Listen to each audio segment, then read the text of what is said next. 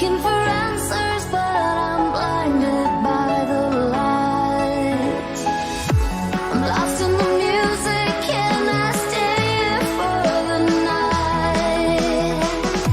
I promise I'll be gone in the morning, out of sight and out of mind.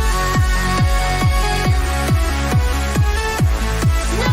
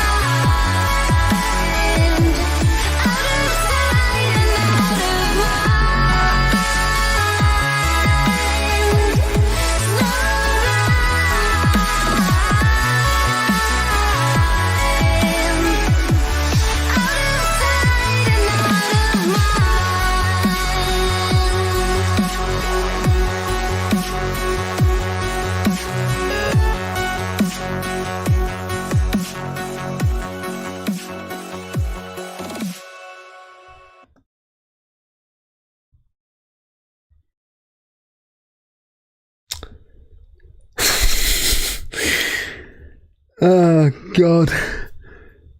Just give me 2 seconds. I need to compose myself here. How's it going, boys? No one will understand a clue what I'm doing there other than one person. Dale, if you want. Dale, if you're watching. How's it going? Did I tell you that joke the other day about a doctor and a nun? Fucking mental. Oh, got to keep it professional. Forgot about that. Gotta be professional.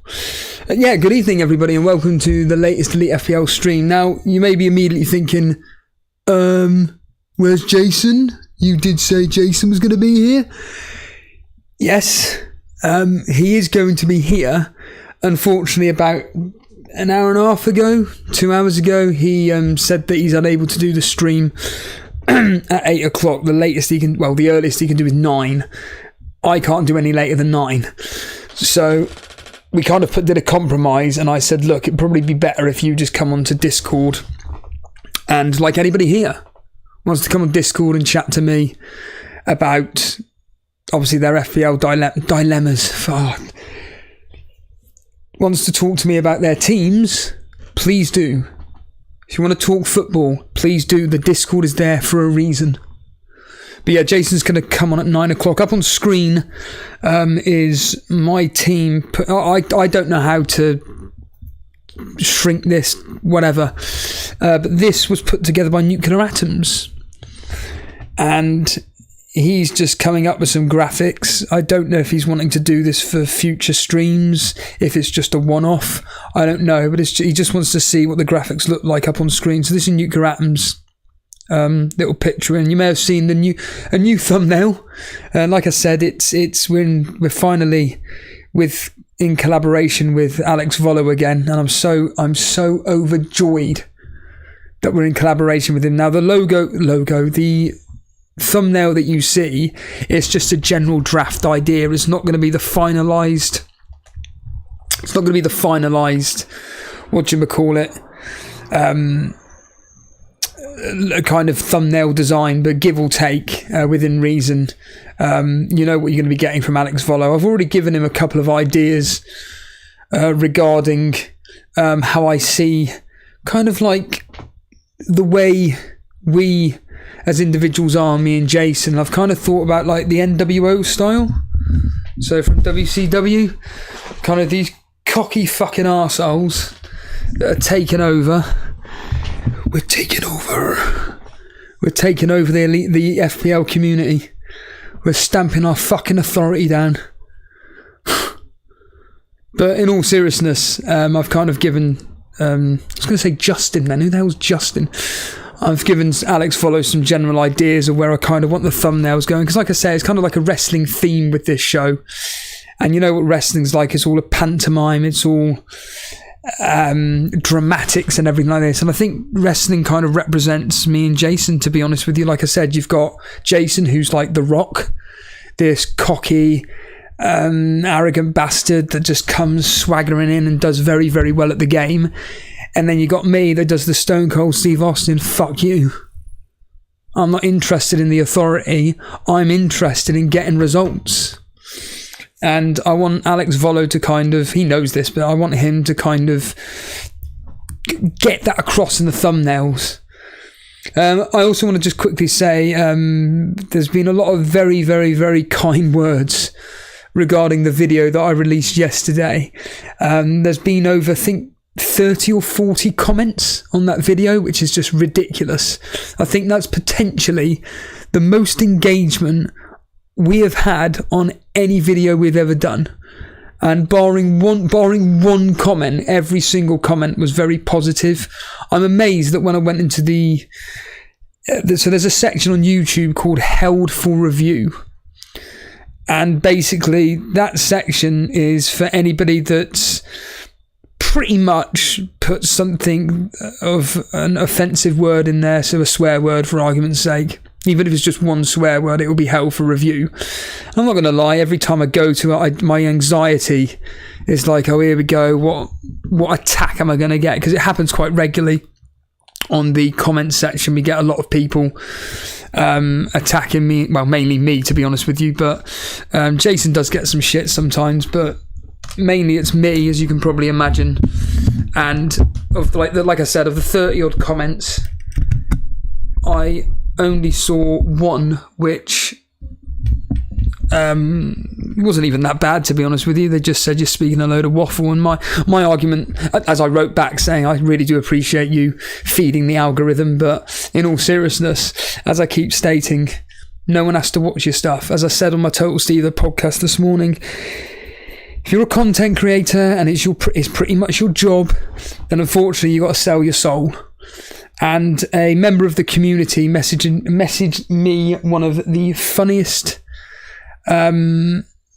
video clips put together, and I quite literally laughed my head off when this individual put that together. And Teller's just scored. Nathan Teller's just scored for Southampton. Burnley's Nathan Teller. What a goal that was. Don't get that on Arsenal Fan TV, do you? Which reminds me, actually, Kickers seems to take offence to the fact that I'm not a fan of Arsenal Fan TV, and doesn't appreciate the fact that watch-alongs are literally watch-alongs, so you just have to sit there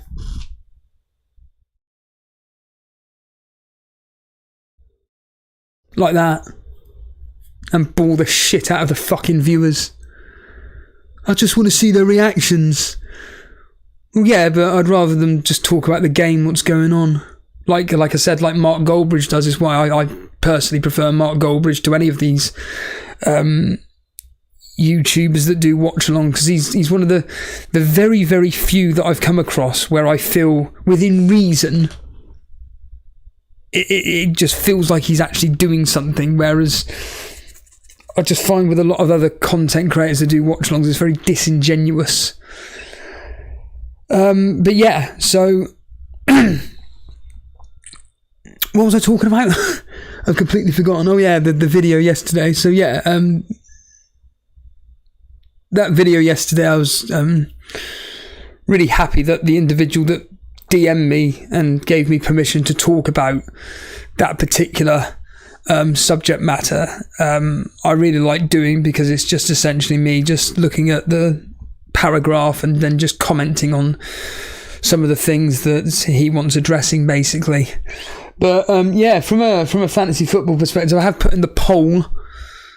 If you want to vote in it. It says, are you all set with your team? Now remember, we've got 1 week to go. This time next week, Burnley are going to be 2-0 up against Man City. And we're going to be playing Man City this time next week, which is just ridiculous how quick this has now come around. Are you all set with your teams? 20% have pretty much got it all set.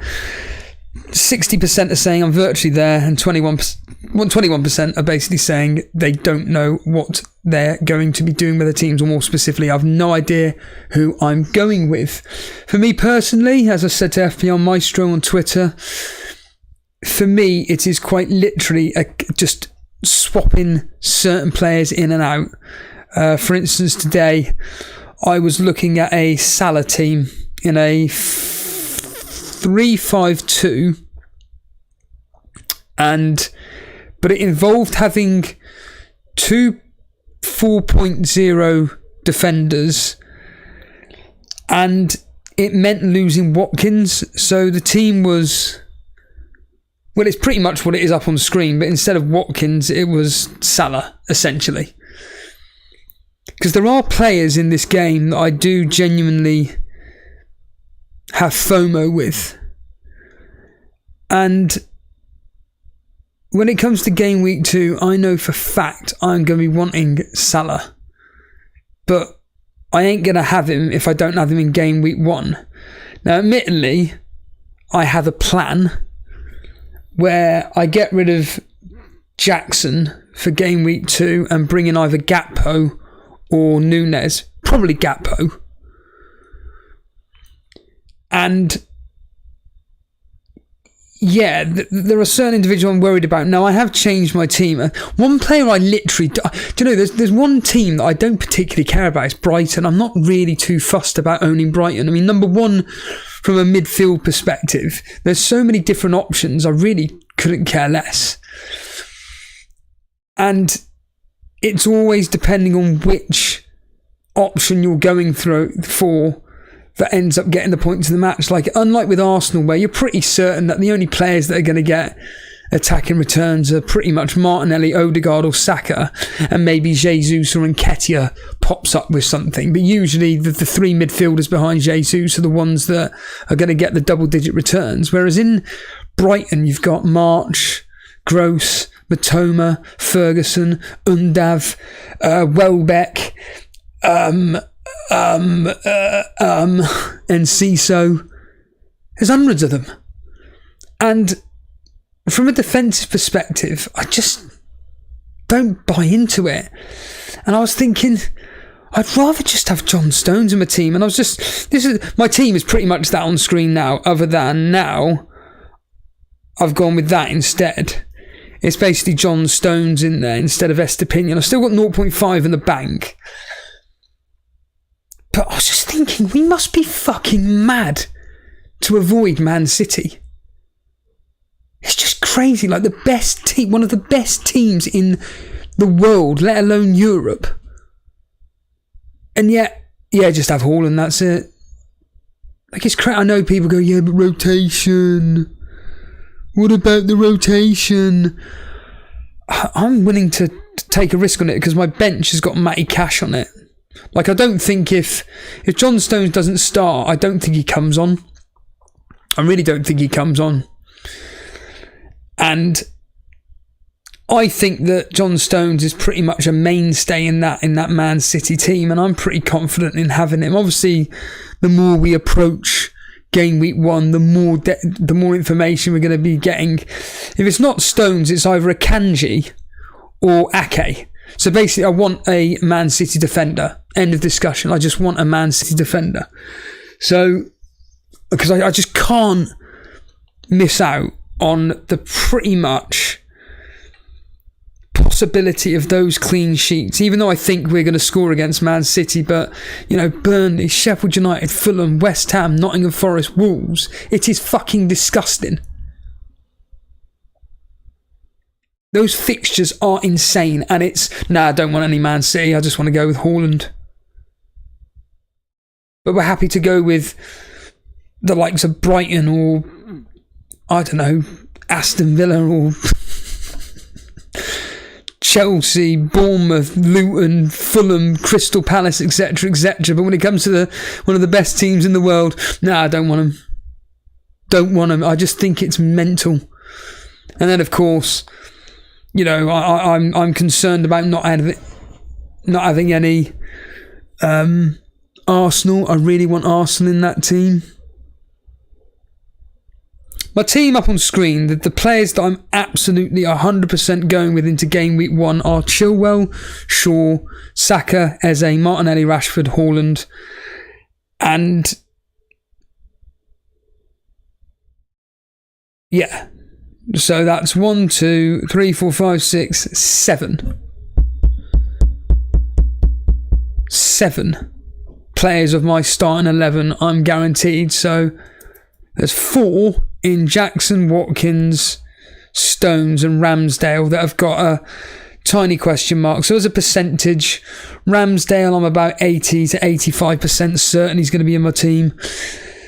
Stones, 50-50. Watkins, I'm about 70% there. And Jackson, about 60-70%. So I'm kind of pretty happy with going with the this team here within reason. I mean, if I was voting in the poll, I'd be putting virtually set. I mean, this time next week, I can't do the deadline next week. I'm not even here.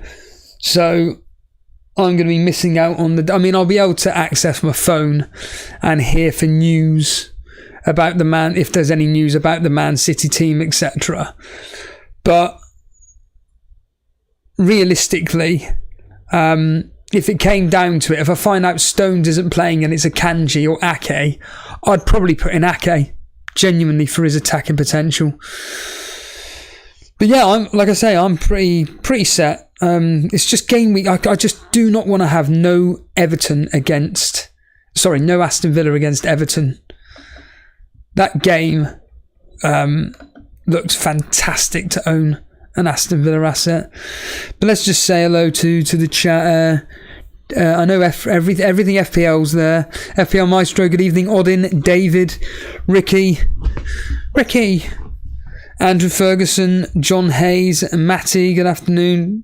Heggis, don't recognise the name, as I always say. If you enjoy the content me and Jason do and want to hit the subscribe button, why not hit the subscribe button? Enjoy the content we're bringing to you. Grady, same goes for you as well. We've got animations here. Milin Milic, Ragnav, Harry Dawson. A. Dawson, you're one of the very, very, very... Oh yeah, that reminds me.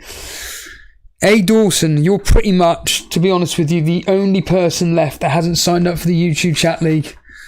So I don't think Christos, ABJ, Vince Chapman, FPL Sparta or B. Yakov are going to be here in time. So it's down to you, A. Dawson. If you want to join, contact me on Discord or Twitter. It's as simple as it gets. If you do not get into me by game week 1, pretty much the deadline, you ain't in. End of discussion here. And we've got a super chat coming through, and I'll just unmute that. Odin if it plays. 100 Norwegian kroner through super chat. Considering I already got Chilwell and Salah, I'm for now stuck on Darwin plus Colwill or Wissa plus James plus money in the bank. Rest is set to go. I'll read that out in about half an hour. I'll just let a bot do it all like it does for everything now. Go onto the AI bot and you can rate your team and get 95%. Brilliant. Honestly, yesterday I saw some, I'm not going to name them, and it's not who you're thinking it is. Honestly, I could have put my fist through the TV, picked the TV up and thrown it out the window when I saw this Muppet put that out and making out like this AI bot is the greatest thing and you have to do it. Like they've got a very, very big following, and I thought, you cunt. Like, I fucking hate it. I hate it. All this fake bullshit regarding FPL. It really offends me. Really, really gets on my nerves, these fucking pieces of shit. That rather than just wanting to play the game and enjoy it for what it is and just talk and do crap like this and just have a bit of fun, it's, oh God, I've got to promote the latest new thing. I've got to do the latest trend on TikTok. Get a fucking grip of yourself. Christ's sake, you're a 30-year-old individual. Please, get a grip of yourself. Anyway, I wanted to quickly actually go through the YouTube chat league to tell you who's actually signed up. So, the individuals that have signed up, and like I said, it's pretty much all complete now, but these are the ones competing in the YouTube chat league. They are as follows. Jovan, Fozzie, Colm, Kazali, PK7, someone called Blake Edwards. Now, I can't remember who that is, but these people have been verified. So Blake Edwards, Brew, John Hayes, Jonathan Mahoney,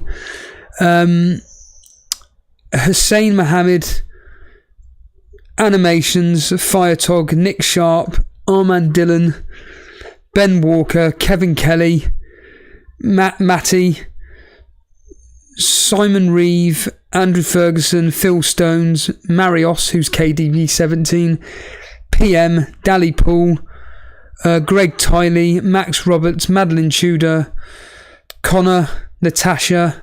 Oh yeah, Connor, if you're listening in, I've got an amazing impression of you. Now I've put a face to who you are, and now I've heard what you sound like. Oh, I can't be ready to do that. Natasha, Flying Dutchman, Vijay, Ramanathan, Alex Volo, Seb Long, Crypto, FPL Bailey. Oh, FPL Sparta's here. Oh, okay, well, FPL Sparta's here. I can tick him off. Jordan Brennan, Harbour Boy, Nuclear Atoms, Toenail, Zimmy, Harry Dawson, Denver, Peter Scullion, John Harris, FPL Maestro, Gabriel DeRock, Michael Swedin, David Foster, who I believe is Gravy Dave, Nick Treadwell, Nathuku, Brendan Saunders, Bilal, Tashi, Naraj, Dread, Podner, Buffy. Oh, Buffy's there. Okay, cool. Buffy, Raffaele, Vishwa, Gary Hollowell, Kickus, John Wilkes, Mark Byrne, Matthew Zaishi, Rob Jones, obviously Jason, Andrew Warfare, Wayne Dean, Karma Baby, and someone called Stevo. So yeah, congratulations, you've all made it through. These are all individuals that participate in the YouTube chat league on a regular basis and also comment on the videos afterwards as well. So well done to you. It's going to be a very, very, very, very, very difficult conversation. I'm going to quickly look for that super chat because I didn't actually see it. So Odin saying, I'm considering I've already got Chilwell and Salah, bastard, I'm now stuck on Darwin plus Colwill or Visa plus James. And they're horrible picks, but if I was to pick one of them, if I was personally to pick one of them, I'd be going with Darwin and Colwill, but they're horrible picks. I wouldn't also be I wouldn't be going with Colwill because you'll be wanting, I'm telling you now, you'll be wanting two attackers from Chelsea.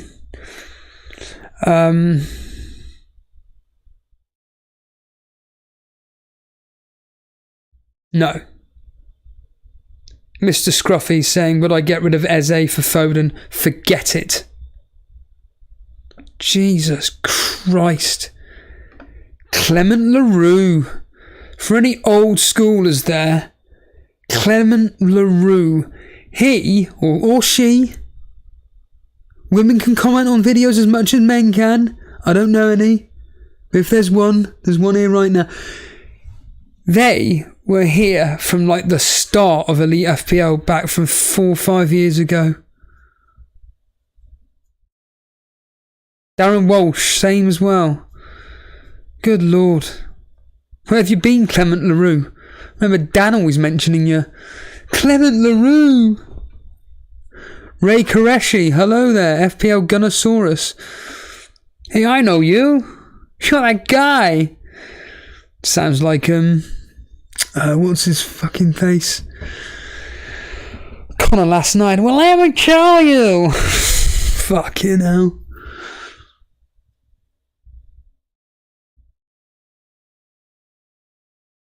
Gary saying nearly all content creators are promoting either Scout or Hub, so not sure if there is anyone Stevo isn't referring to.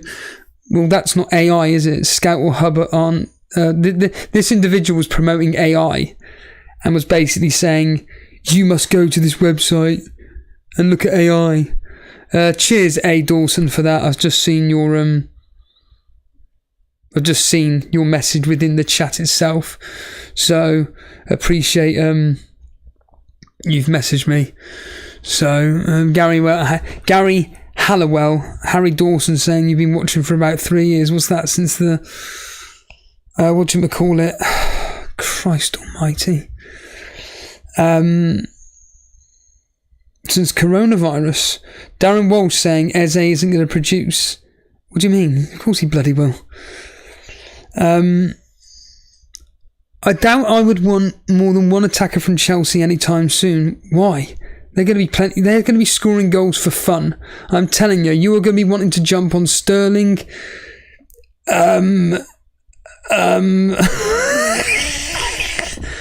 Mudryk. Sterling.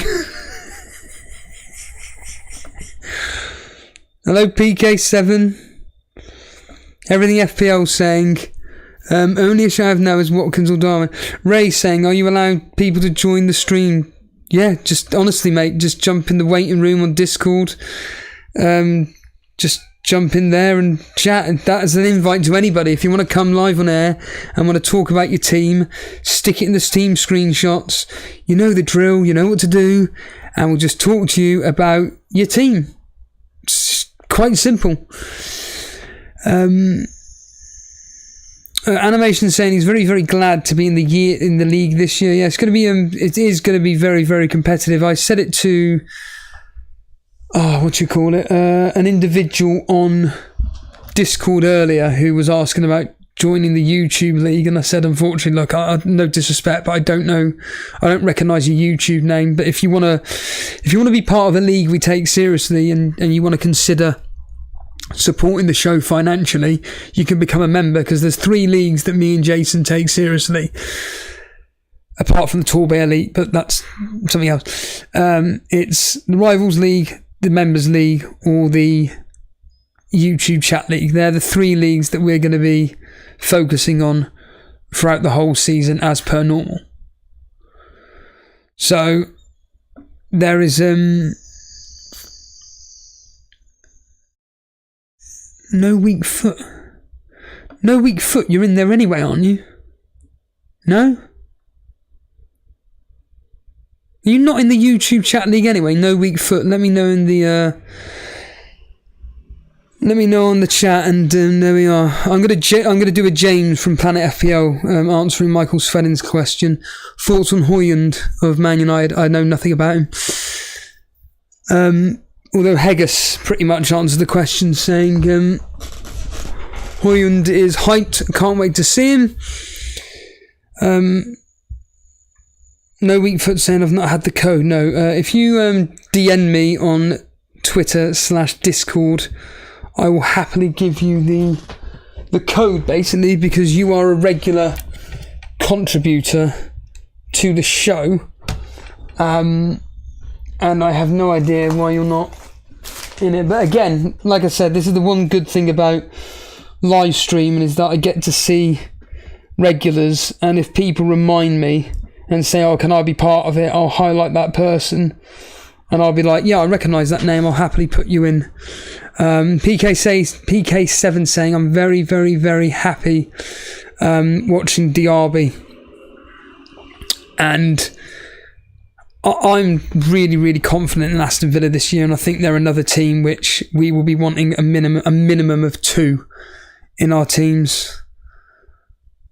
What's this here?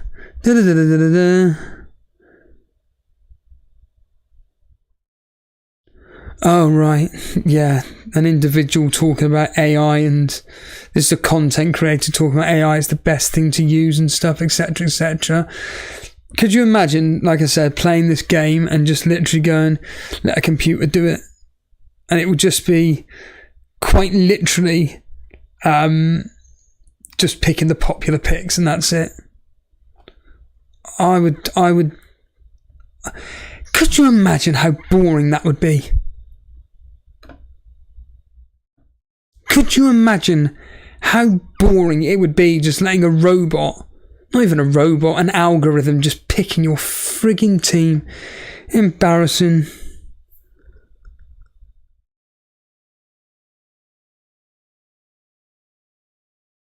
I don't think it's good for your mental health to be all in on content creation if you are not already one of the most successful ones. I'll take that into consideration, although that... What does that mean, Odin? What does that even mean? Andrew Ferguson is saying it's going to take the fun away from the game. Well, yeah, it will do, because like I said, it's just going to be based on quite literally... data and whatnot, and you think about anything in life which essentially means that you look at data and it comes up with, you know, averages, but actually in the real world, I'll do a perfect example, to be honest with you. At Tesco, they use all these algorithms and stuff to essentially try and work out how to get the most productivity out of staff, and it does not work. In fact, if anything, it just makes it go backwards. It's terrible. Absolutely terrible. The trouble with the computer is it doesn't take into account that the player may not be looking very good. It just is predicting points. Yeah, exactly. I was watching them. I mean, I don't listen to it on a regular basis, maybe 2 or 3 times a year. What do you call it? Inspected goals with Sam, and they had a graph up of expected points, etc., over the next 4 gamings, over the next 8 gamings, etc. And I just look at it and go, I don't care. I'd rather watch the players and quite literally know what they're going to bring in my team. Like, we know what the players that we're picking, we're pretty certain we know what they're going to bring. And I base it on my own personal predictions rather than some poxy algorithm database computer to tell me that, well, there's a 3.2 Salah's going to get 3.2 points against Chelsea. Oh, God. Gunnosaurus saying, do you think you'll end up going with a Salah team? No, I don't. I think this is pretty much my team. I think this team up on screen is virtually that. I did have a really nice Fernandes team. It was a 3-5-2, and I looked at it and I thought, it's not too bad. It was a 3-5-2 with Jackson, and basically it was Fernandes instead of Watkins. and then Fernandes was instead of Anderson. That's it. And I thought, that ain't bad. But then I'd really want Watkins for game week 2. Because I think Everton could potentially get a few goals against, against Everton. I really do. I see quite a high return for Everton in that particular game. And like you say, for DRB owners, Darren's saying the computer stuff is a bloody farce. Michael Swedin, if Kane is leaving, will you get in Richarlison? Nope, not interested. Have no interest in Tottenham whatsoever. I want to see what... they're one of the teams that I'm quite literally monitoring, pretty much. Is Watkins fixture proof against Newcastle? Yep. I can see Aston Villa scoring, despite the fact the history is suggesting the home team to win 2-0. The home team has won 2-0 in 4 out of the last 6 or something like that. So it's not predicting that, but yeah, going back to Tottenham, I generally have no interest in them whatsoever. But I can tell you who has got some interest in them. It's Animations. He's come live on air, and like I said, if you want to join me live on here, we'll get you on. So, Animations, here you are. Good evening, sir. I'll do a Carl Pilkington. Hello. Hello there, Animations. Are you there? Going. What do you want to talk about? You joined the waiting room? What do you want to say? Well, I've been on here probably most of the week, but I was just coming on to tell you that I'm pretty much basically locked with my team, probably. Barring, 2 players or so. Well, I've just mentioned Tottenham there. Mm-hmm. You are going with... So this is your team, just for people listening on audio. It's Johnson, Estupinan, Gabriel, Shaw, Matoma, Foden, Son, Saka, Rashford, Haaland and Jackson. So... You said you're worried about 2... Well, there's only 2 players in this team that you're not really interested in. Who are they? Well, it's... No, probably about 3 players, but from the 11, Jackson, whether or not I end up going and bottling it and going for Watkins. Matoma, for example, if I have to start with Jackson, I'm really tempted by Diaby as a punt. Okay. And I would probably just say maybe the bench, maybe with Chilwell, because you was talking about Colwell saying he was a waste of space and stuff, pretty much. And I was just thinking about... I wasn't saying he was a waste of space. I was saying he was a waste of a Chelsea space in your team, because I can pretty much guarantee we'll all want 2 attacking players from Chelsea. We'll want Chilwell plus one of Jackson and Nkunku. I know he's injured, but Nkunku and whoever else. Yeah, well, that's the thing. I mean, everyone's basically going with Chilwell. And I was just looking at some drafts on Twitter and just stuff like that. And I was thinking, if he's on my bench for Liverpool at home and I don't get those points 100%, then so be it. It's the game, innit, at the end of the day. Right. Andrew Ferguson with a very, very interesting, what do you call it here? Playing FPL is not just about entertainment. Well, it's also a fantastic way to improve your knowledge of football. Again, to succeed in FPL, you need to understand player roles, team tactics, and fixture schedules. That is very true. But I point you in the direction of Planet FPL James, who is pretty much that. I'll do the Chris Finch line. One of the most intelligent blokes I know, certainly one of the most intelligent of you guys. He is somebody that I highly, highly have a high regard for. But he openly admits he's terrible at fantasy football. And you are completely right. If you understand everything to do with player roles, team tactics, fixture schedules, have got the cojones to actually identify a player which isn't part of the, quote, template, and you bring him in early enough to get his hauls ahead of, say, a template player who isn't performing that great, the reality of the situation is that that's when you are taking advantage of your quote knowledge eye test, watching football, understanding tactics, all this. But there's about a billion different combinations of how to do well regarding FPL. But we were just talking about Tottenham. You're really adamant on Son then. Yeah, well, I feel like if I start with Son, right, and I've got 0.5 in the bank, right, if Bruno suddenly goes up in price or whatever, I can always just downgrade Son to him, or basically just downgrade Son to anyone. I mean, people are talking about if Kane's probably looking like he is probably out of the door, Richarlison could be a player I could look at, and then I'll grade Jackson, maybe somewhere else in the team. Like, if I don't like Foden, maybe if I feel like hear news that he ain't going to start on Friday, then maybe I could go for like an 8.5 like Odegaard or Martinelli or something like that, if worst comes to worst. I really like this team. I think it's got literally the odd differential in Son. Could you argue, fucking hell, could you argue Johnston? Yep. And Jackson at a push.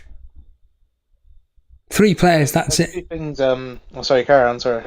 I'll say one as well. No, carry on. It's you're the caller. Yeah, there was only speaking about that with Johnston, would you upgrade it to a 5 or maybe get like an Edison in if you had the money? No. Also, with Jackson and Chilwell, who would you rather have them two? Well, Chilwell on your bench or have Colwill and end up having Ollie Watkins, who's an out-and-out 90-minute striker?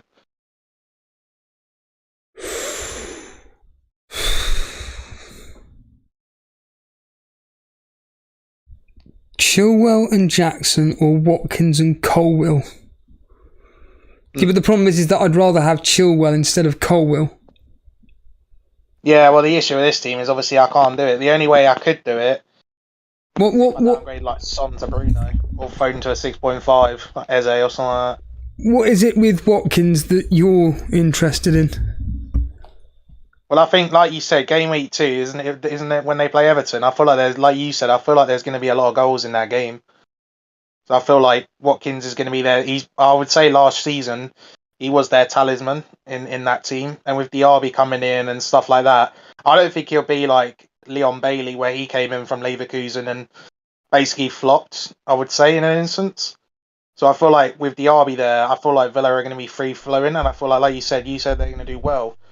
So I could definitely see Watkins being better. It's just, like I said, when I was talking about with the Colwill situation, I want to get into that Chelsea defence, but like you said, Chilwell and all that are probably going to be way better assets. So, and I don't want to go for that template pick of Onana over Shaw and stuff like that, just to copy template. If you catch my drift. The problem with having conversations like this is that me as the individual is going to be biased towards my own thought process. And are you adamant on having Brighton assets / Estupinan? Because you could just swap Estupinan out for whoever and put Chilwell in there as your starter. And then is there a way of upgrading Jackson to Watkins? So then you have Watkins and Chilwell.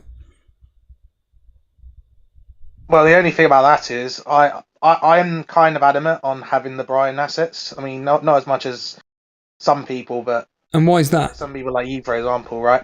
I like Estupinan for his first couple of fixtures against like Luton, Wolves. Like they're terrible defences. I feel like Brighton are going to get goals in that game.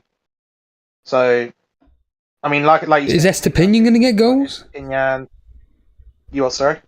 Is Estupinan going to get any goals? I mean, did you see what he did last season? Or obviously he did against Arsenal when he scored that banger. One goal against a team who'd given up against another team who were fighting for everything and were trying to reach for the stars in Brighton, whereas Arsenal were just completely deflated to the point of where they just were like, oh, we're done for. Estupinan is an incredible player. He's a beautiful player that likes to attack down the wings, but from a defensive aspect, Luton at home, do I see Luton scoring? Truthfully, no. Wolves away, do I see Wolves scoring? Hell yeah. West Ham at home, do I see West Ham scoring? Yeah. Newcastle, same. Man United, same. So, like with a lot of these attacking players like Trent Alexander-Arnold, Chilwell, etc., etc., you've kind of got to work out on percentages. What is the likelihood of Estupinan getting some form of return, whether it's a clean sheet or an attacking return in these fixtures? And this is just my own personal opinion. I would just rather have a Man City or a Chelsea defender ahead of a Brighton asset. That's just my opinion. But if you're confident that in the opening 2 fixtures, Brighton come out with a 1-0 boring win over Luton, they draw 0-0 with Wolves, Estupinan just gets you 6 points, standard 6 points. But then you've got the likes of, for instance, again, this is just my own bias, Chilwell, who is an attacking fullback. He looks like he's been given license to roam. In the 3-2 victory against Liverpool, he's got a goal, and then against West Ham, he keeps a clean sheet and also gets 3 bonus points because he's been creating so many chances, and he comes out of this with whatever the maths works out to be on that. That's just my opinion. I just personally prefer going for premium team players in defence and relying on them rather than the cheap. Even though Brighton, like I said, they're a very good team. I'm not sitting here pretending they're not, but I just don't really personally care. But if you're confident, but if your dilemma, like you say, is to, well, I want Watkins, but I kind of want Chilwell and stuff, you've got to sacrifice somewhere, and the only way I see it in this specific team is doing it with Estupinan. Yeah, well, it's like I said, like Foden could easily come out. If I hear news that he's out, then he could easily go to Mbumo, Eze, Diaby, and then I could easily get that money in there. Like okay, we find out next week with, I don't know, whatever time it is to go, and we find out that Foden isn't playing. What are you doing? What would you actually do? One of 2 things. I'm either going to downgrade Chilwell and get Colwill and have the balls to not go with Chilwell from the start, and that's pretty big balls, I'm not going to lie. And then I'm going to go for like Martinelli and Watkins instead of Foden and Jackson, or 6.5 in Diaby as something like that, and then use the money to upgrade Jackson to Watkins, and then that's just going to be my teammate. I would have thought. I really like this team. I hope you have the cojones to go through with it, basically. I think this is like Matty's team the other day with the 3-5-2 formation, or the 4-4, I can't remember what it was now, where he had Salah in the team. I really, really liked it. And I'll be honest, when it comes to Jason's team, whenever Jason decides to create a team and reveal it, I'm not going to lie, I'm going to look at it and go, Jason's got the golden touch. And he always seems to find that, here it is here, he always seems to find that way of, when I look at his team, I think, Christ, that's frightening. And this is the team here up on screen, Matty's team, where I look at it and I go, he's a bastard. Because this Salah team, I really like. You've got, so for people listening on audio, we've got Johnson in goal, Stones, Gabriel, Estupinan, Salah, Saka, Rashford, Eze. I don't personally like the Mbuemo pick, but he's gone with Mbuemo. Pedro and Haaland.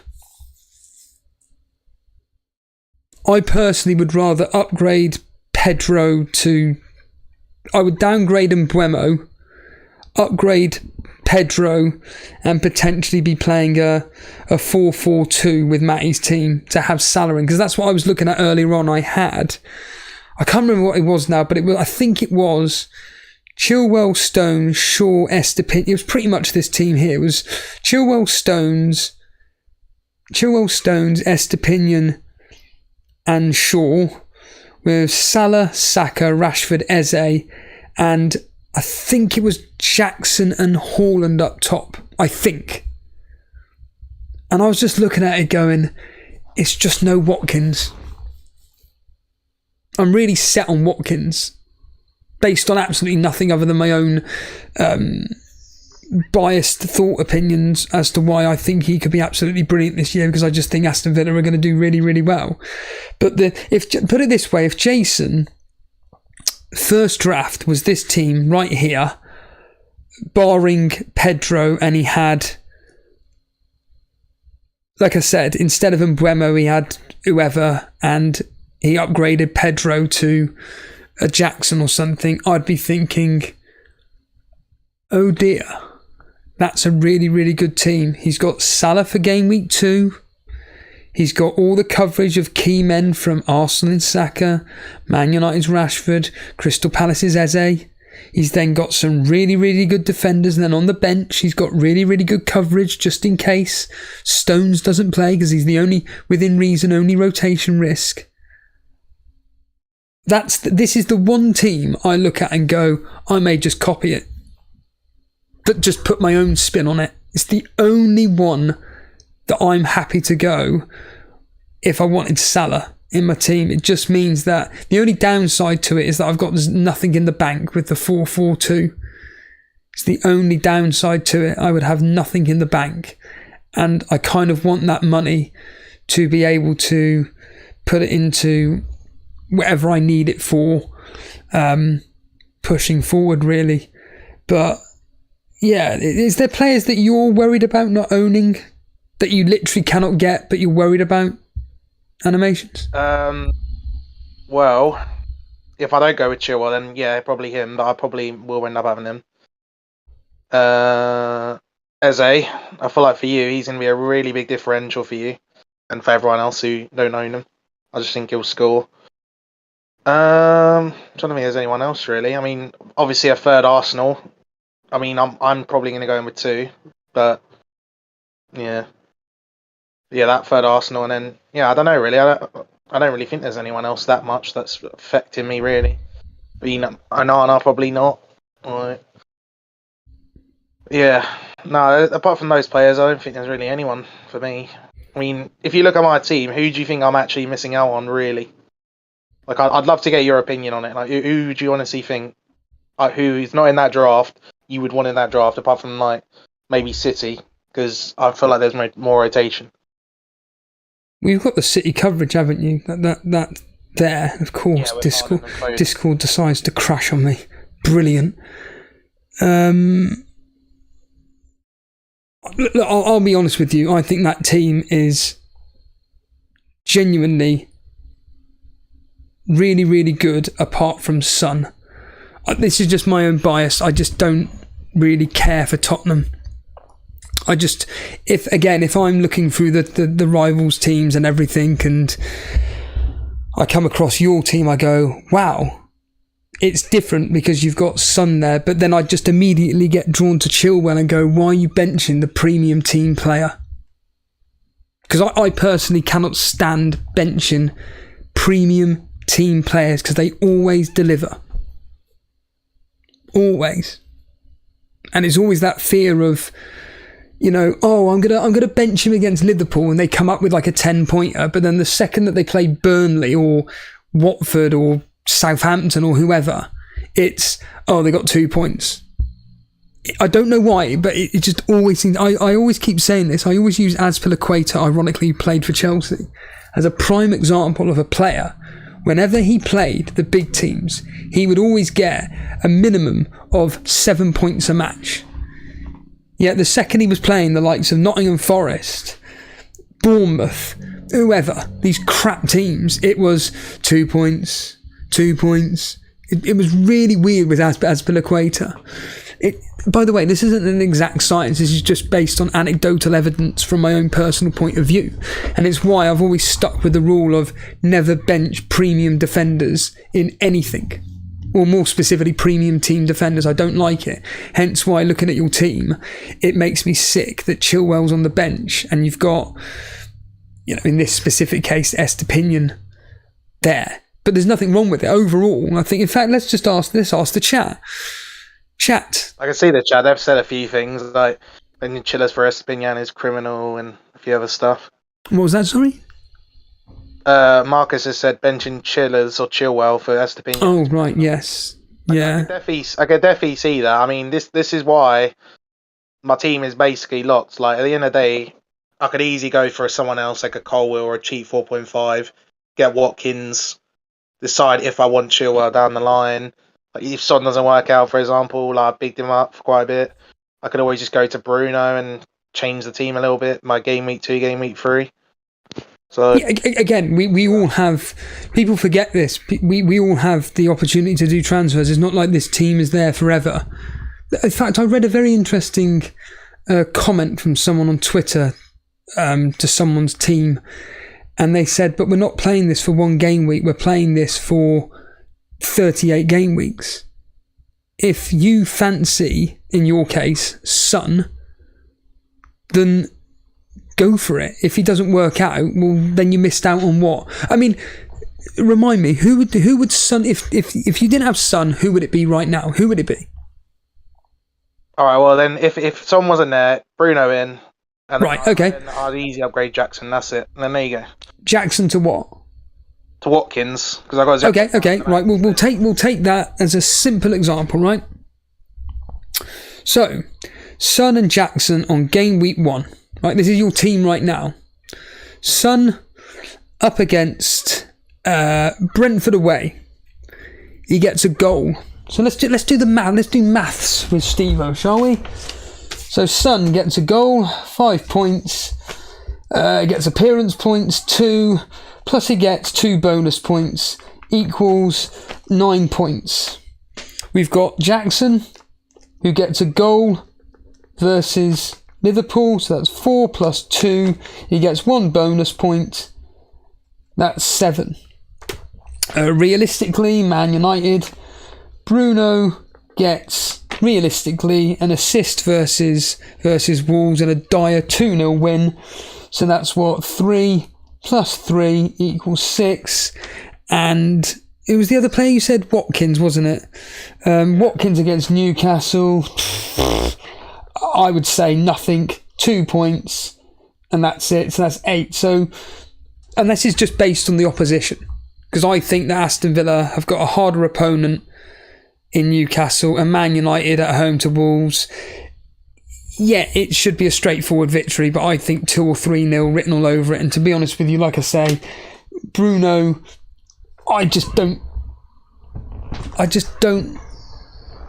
have any confidence in him as an asset. I don't know why. I think because I've just been bitten by him so much last season. When you think he's going to do something, he doesn't. And you're going to be thinking, why didn't I go with Son? However, it could be the complete opposite way round.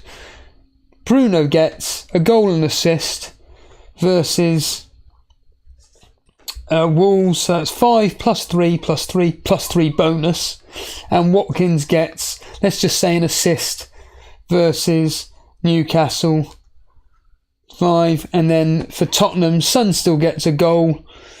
He gets the same points as Jackson, so that's basically, that's 14 points for Bruno, 5, 14, 19 versus 9. You're missing out on 3 points. If you're basing it on that, Son and Jackson versus Bruno and Watkins, and in my opinion, worst case scenario, but yeah, worst case scenario, you miss out on 3 points. However, you've got 2 players that you actually want rather than players that you're worried about missing out on. Is it really worth it? It's just a question you've got to ask yourself. It's the same for me. Yeah. When it comes to Haaland versus Rashford. I'm still about 80% certain I'm captaining Rashford. Now, will I have the cojones to finally go through with it next week, Friday? I don't know. But as I keep saying, Rashford against Wolves, I'm predicting a goal. Haaland, I'm predicting best goal and an assist. So I miss out on 6 points. That's it. 6 points.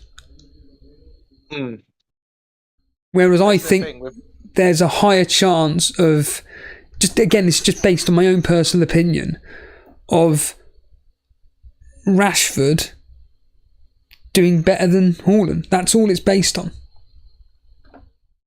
And I'm willing to potentially take that risk on going with that Monday night captain where everybody's captain Haaland on Friday and they've come out of it with a goal.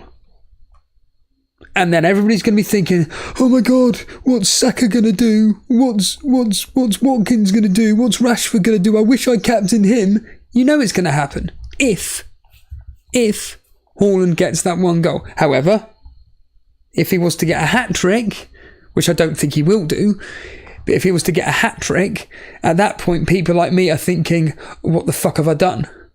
But I'm still confident that Man United against Wolves, 2 or 3-0, and Rashford is going to be up there.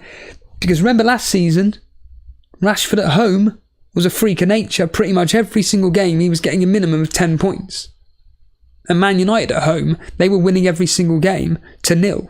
So, worst case scenario, I'm going to end up missing out on whatever the maths works out to be on a Haaland hat-trick.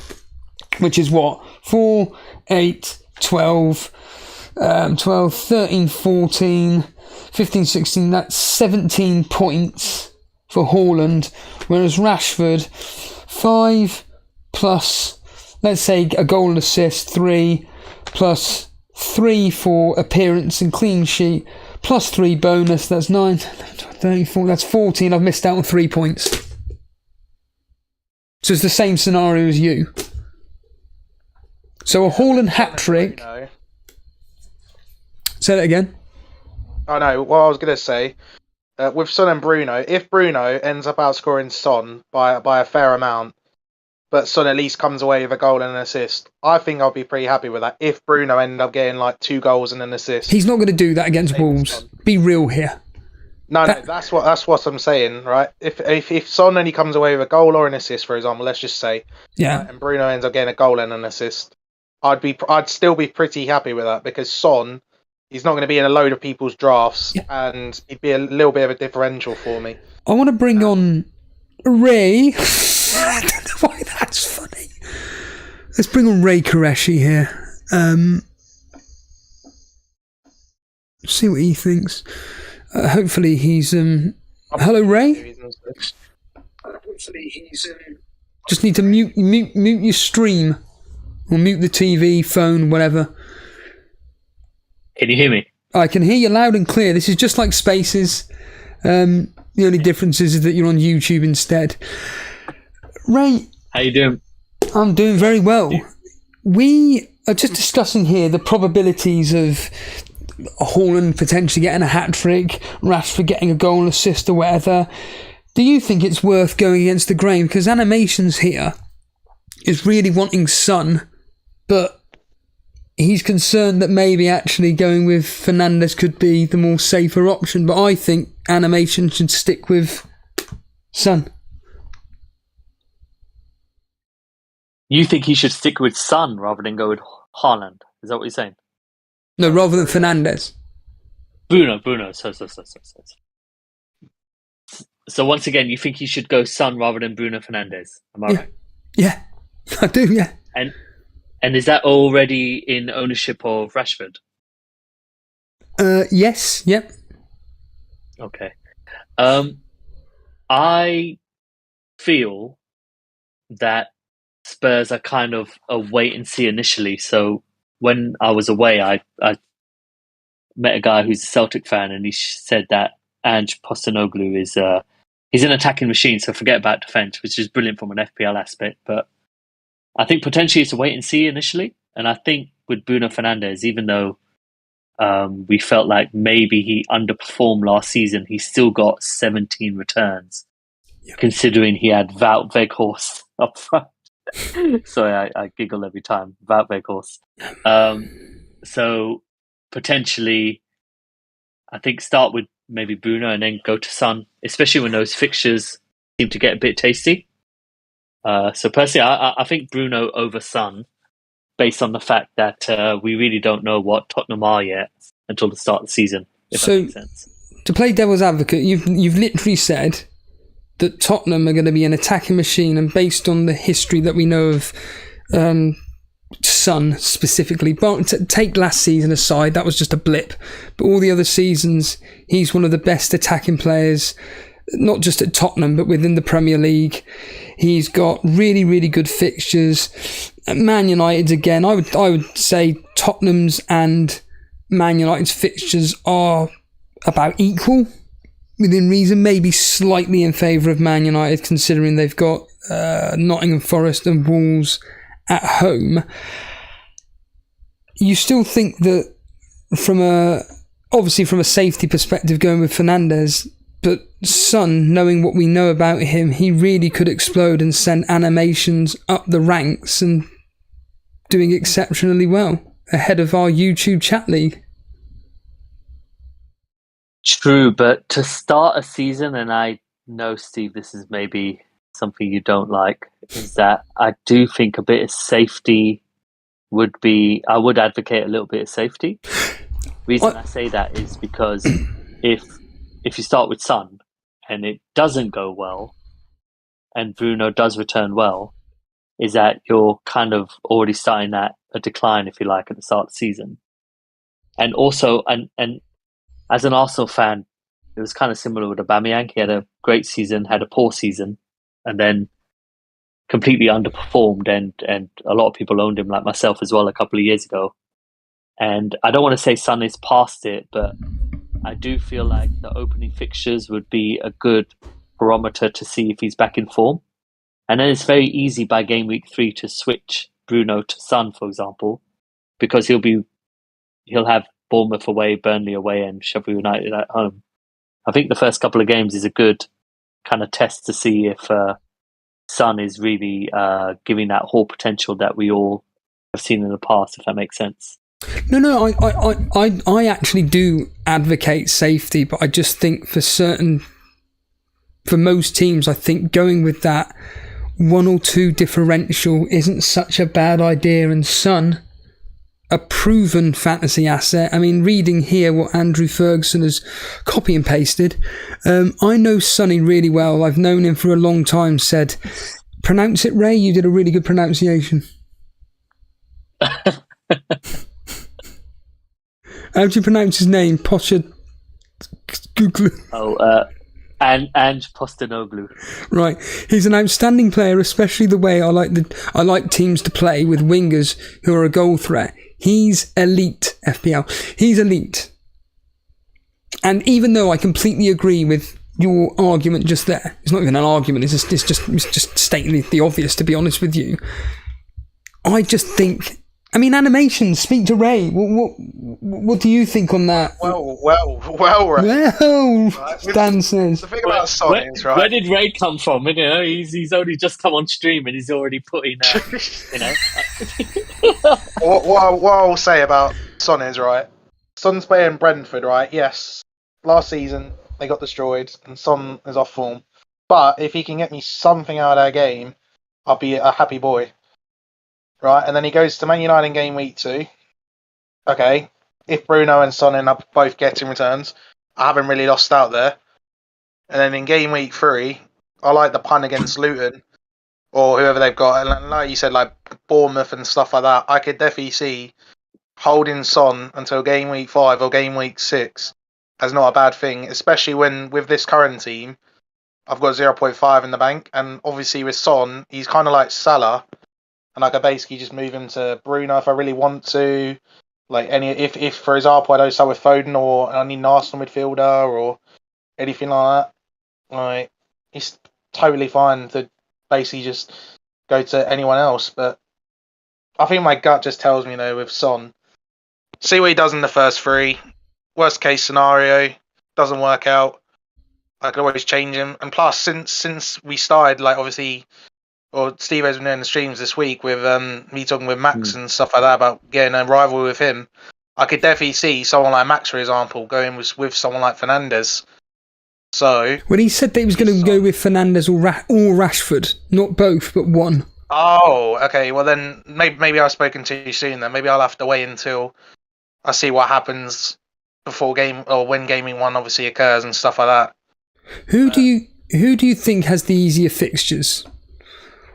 Man United with Wolves and Nottingham Forest. Bruno, I would say. Or then you've answered your own question. Then. Oh, this is what I'm saying. Yeah. Also, I kind of feel like if you're going to go with a Spurs asset to start with, maybe go with someone a bit lower. Now, Stevie made a great point, I think it was yesterday or the day before, about, look, why are you talking about Harry Kane being sold when he's still there? And I fully agree. Like, you can't take these things into perspective until it's actually a reality. Yes. So, kind of how I look at it at the moment is, if I picked a Spurs asset today, it would probably be Maddison, because it's probably the start of them removing the three at the back and playing more of a 4-2-3-1. And I think Maddison is going to be one of the kind of protagonists for everything creatively. And I think he would probably be an asset I'd rather go for, because he's still within that kind of price point that you can bounce around with. While with Son, he's a little bit more. And, if I wanted to take in air quotes, punt with a Spurs asset, I'd probably look to go for someone like Maddison. And if it doesn't work, then I feel like I could hop on to another player without sacrificing the amount that Son would eat up. Because, 9 million is a lot, obviously, because I think he's in the top 5, top 6 of most highly priced assets. And I'd rather go with someone a bit cheaper like Maddison and be able to use the money accordingly in different positions, if that makes sense.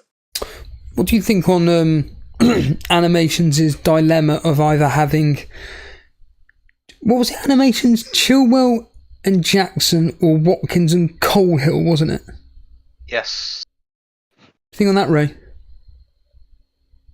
I think Watkins has kind of snuck his way into maybe the second most... Haaland is just... Why am I even talking about him, isn't it? We're basically picking 10 players. Because of Nkunku and Jesus' injury, I think Watkins has strictly run up to being possibly the second most attractive forward asset. Also, I think Badashile is injured for quite a bit. Obviously, Fofana has a long-term injury. So I think Colwill will start the season, absolutely.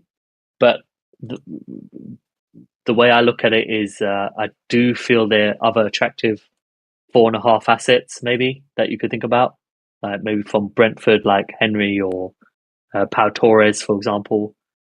Guys that are at least initially playing in better defences, maybe.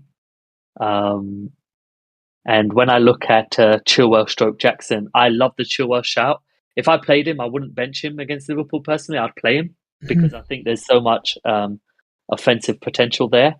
With Jackson now, sorry, Steve, like cheap plug, I did a thread on him, and I think he's a wonderful player to consider, but I think he needs Nkunku to kind of create the space with him when they kind of go to a 4-4-2 at times. So if you put a gun to my head, I'll probably say Colwill and Watkins, because I think Watkins out of the 4 assets will score the most initially, if that helps.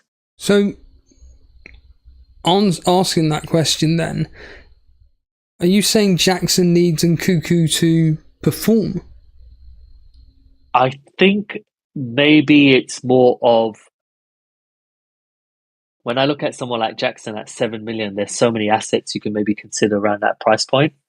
I can't help but want to wait. A bit like what I was saying with Spurs, is that I'd rather go with someone possibly a little bit cheaper and look to spread my costs with assets that I think are more reliable historically in FPL.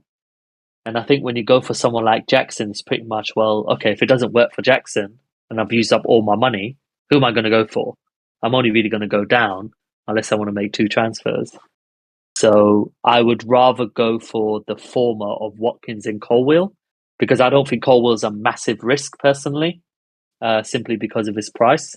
And I think Watkins is a player that will do well. So, Stevo, to correct myself, I think it's more of I don't know enough of Jackson in this Chelsea team to understand what he needs around him to perform optimally.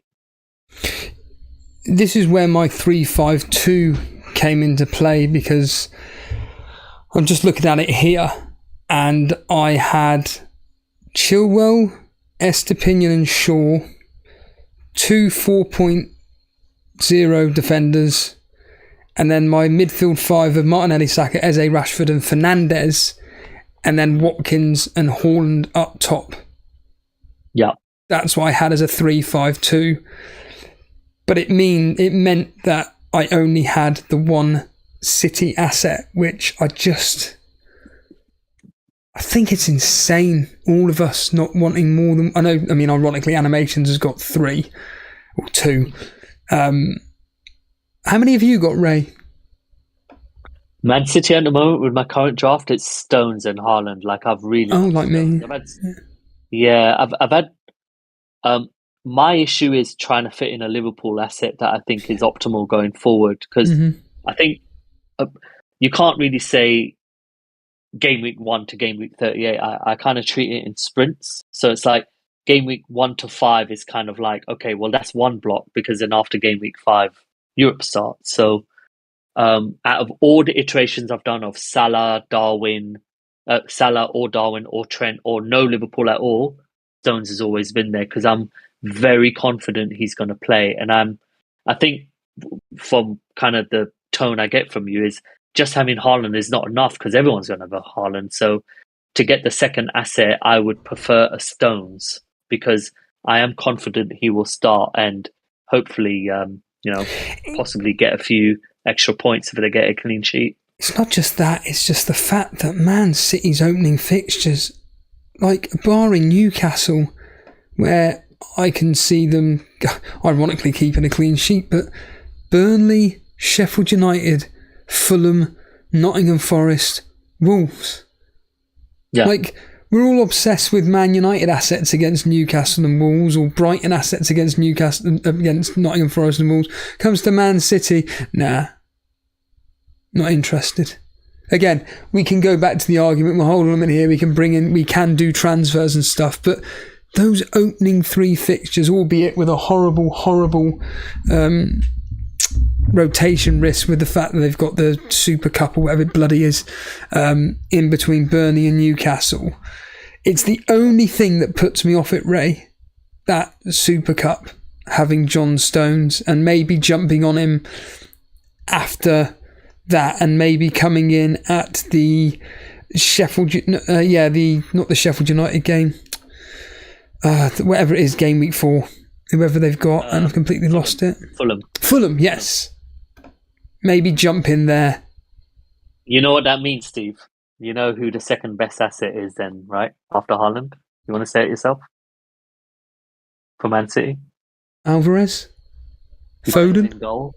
Oh, no, forget it. I'm not interested in Edison. Well, you want to nail that it. You want to nail that it.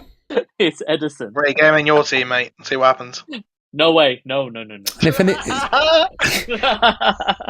if anybody's playing Gaffer, which I doubt it, but Sheffield Wednesday have just scored.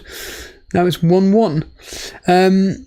Edison, I just do not care about. There are so much better options than him.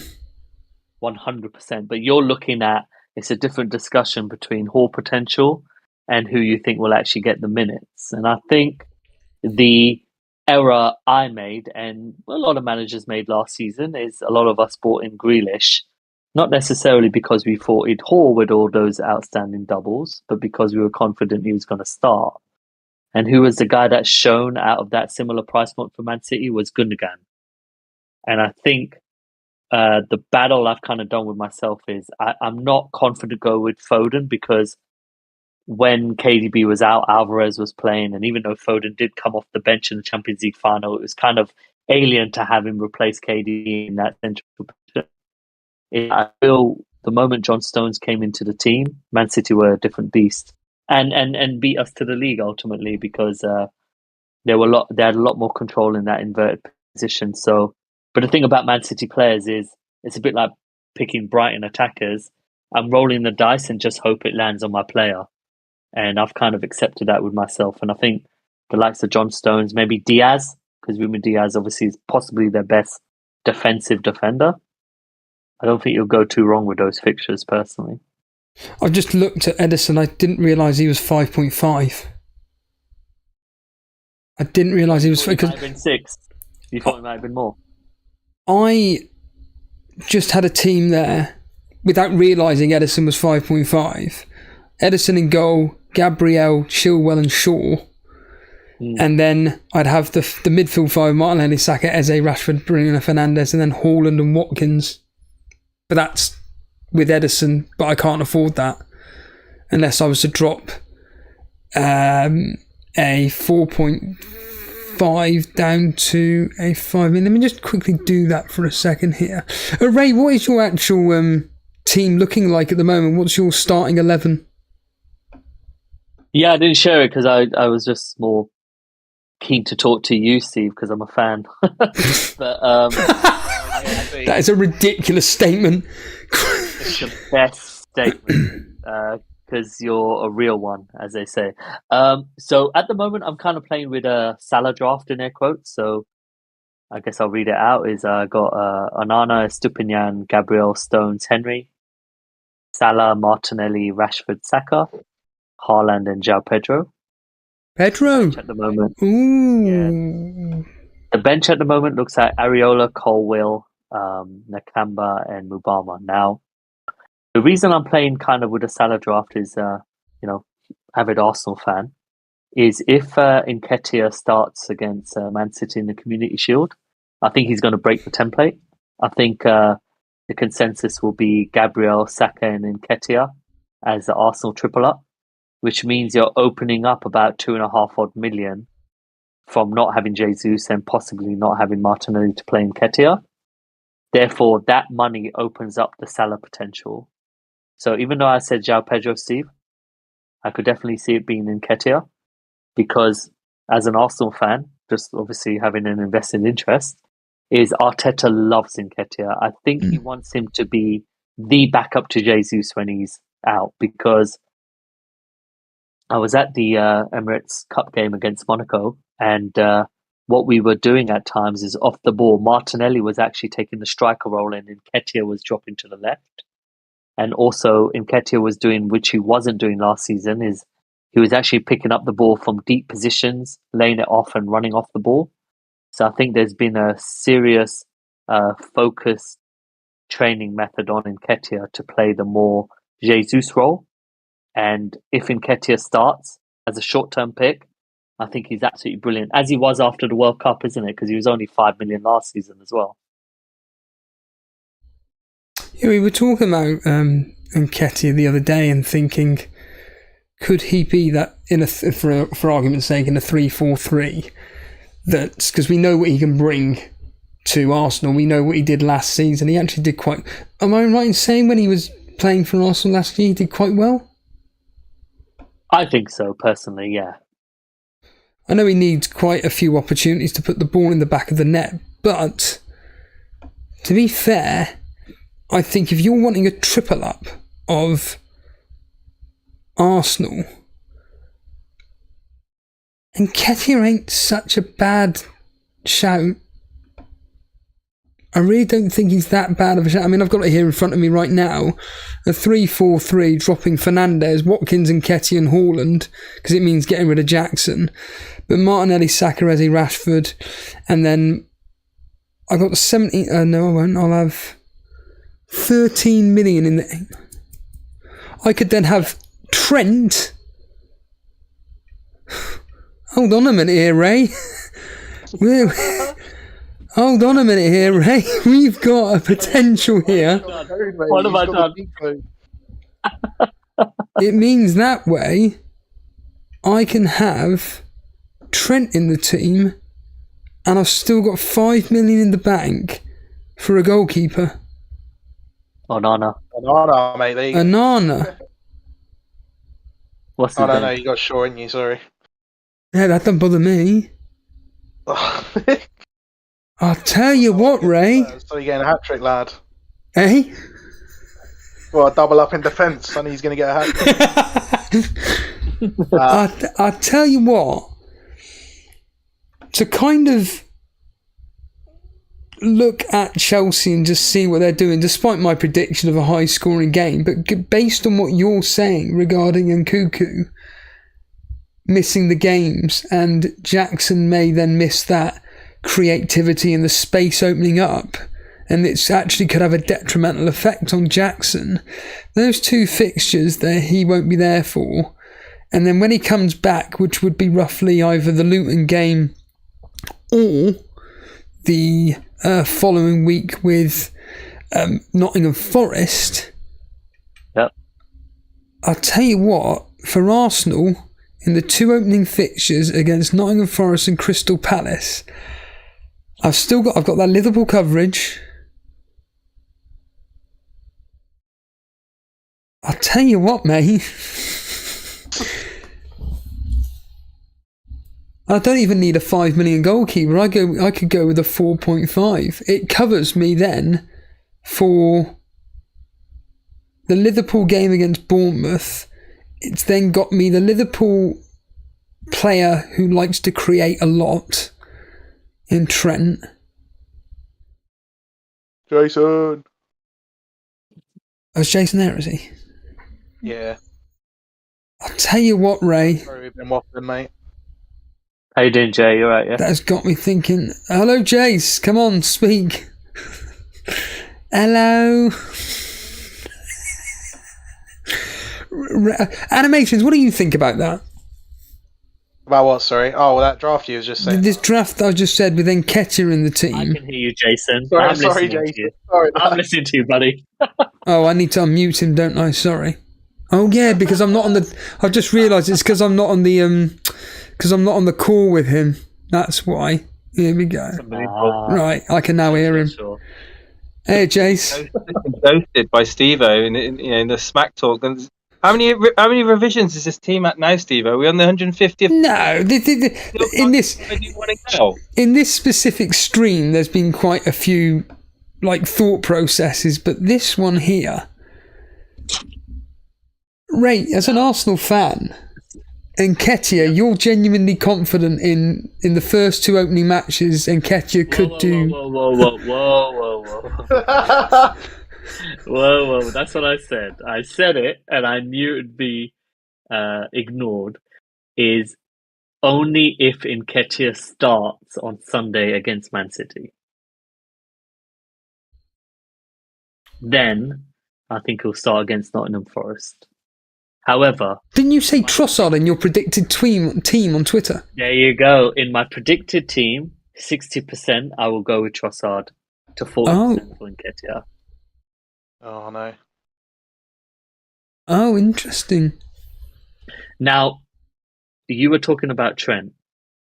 Now, I feel, as possibly a lot of FPL managers, the first thing I want from my defender is clean sheet potential.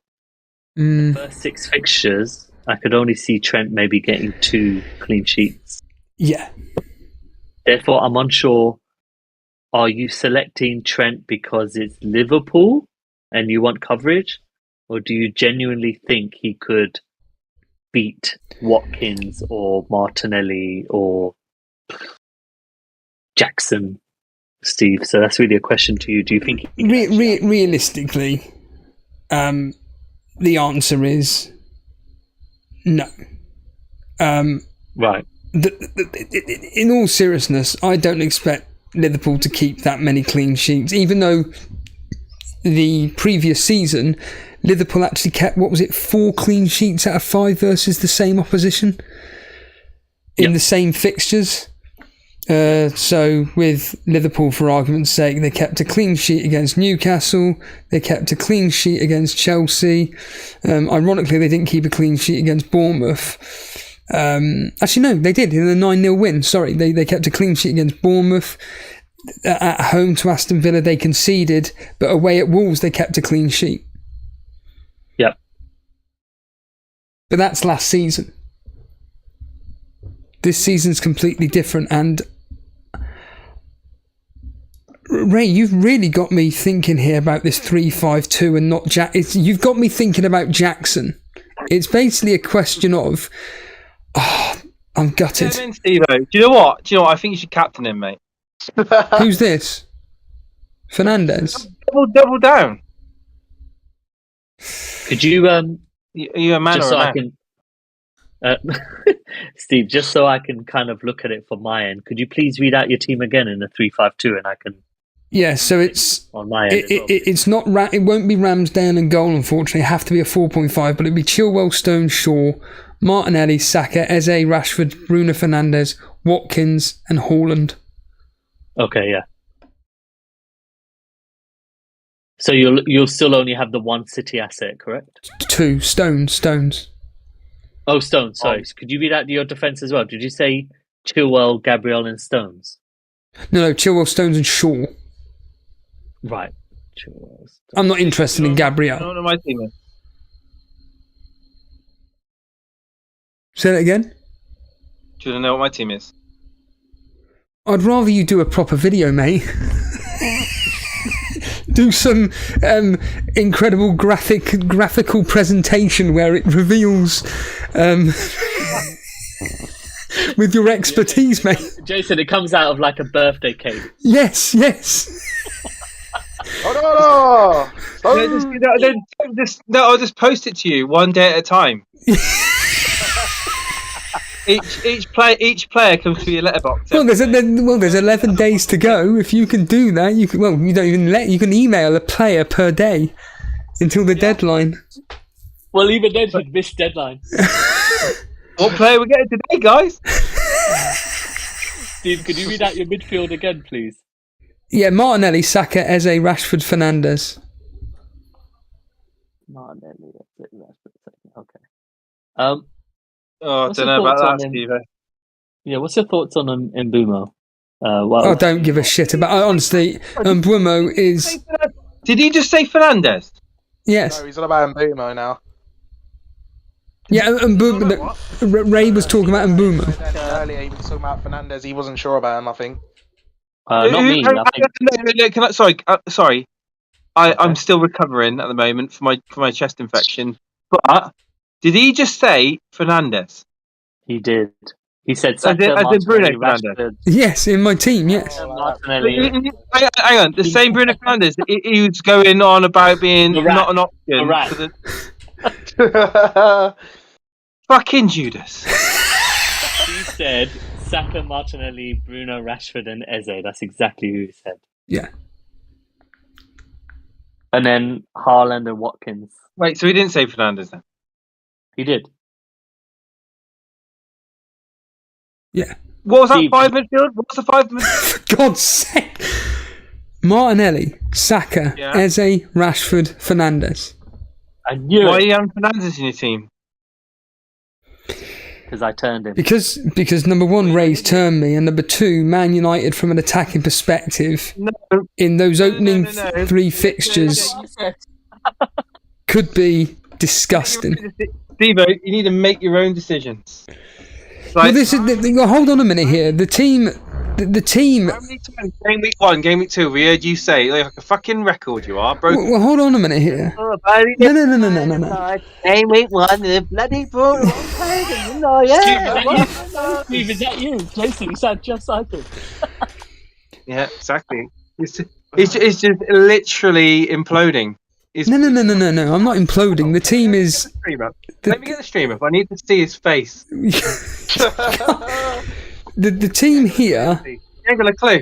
If you're tuning in here for that, you ain't got a clue. Don't speak. Steve, go ahead. The team. Hold on a minute. I need to put this up on screen here. The team that's up on screen here.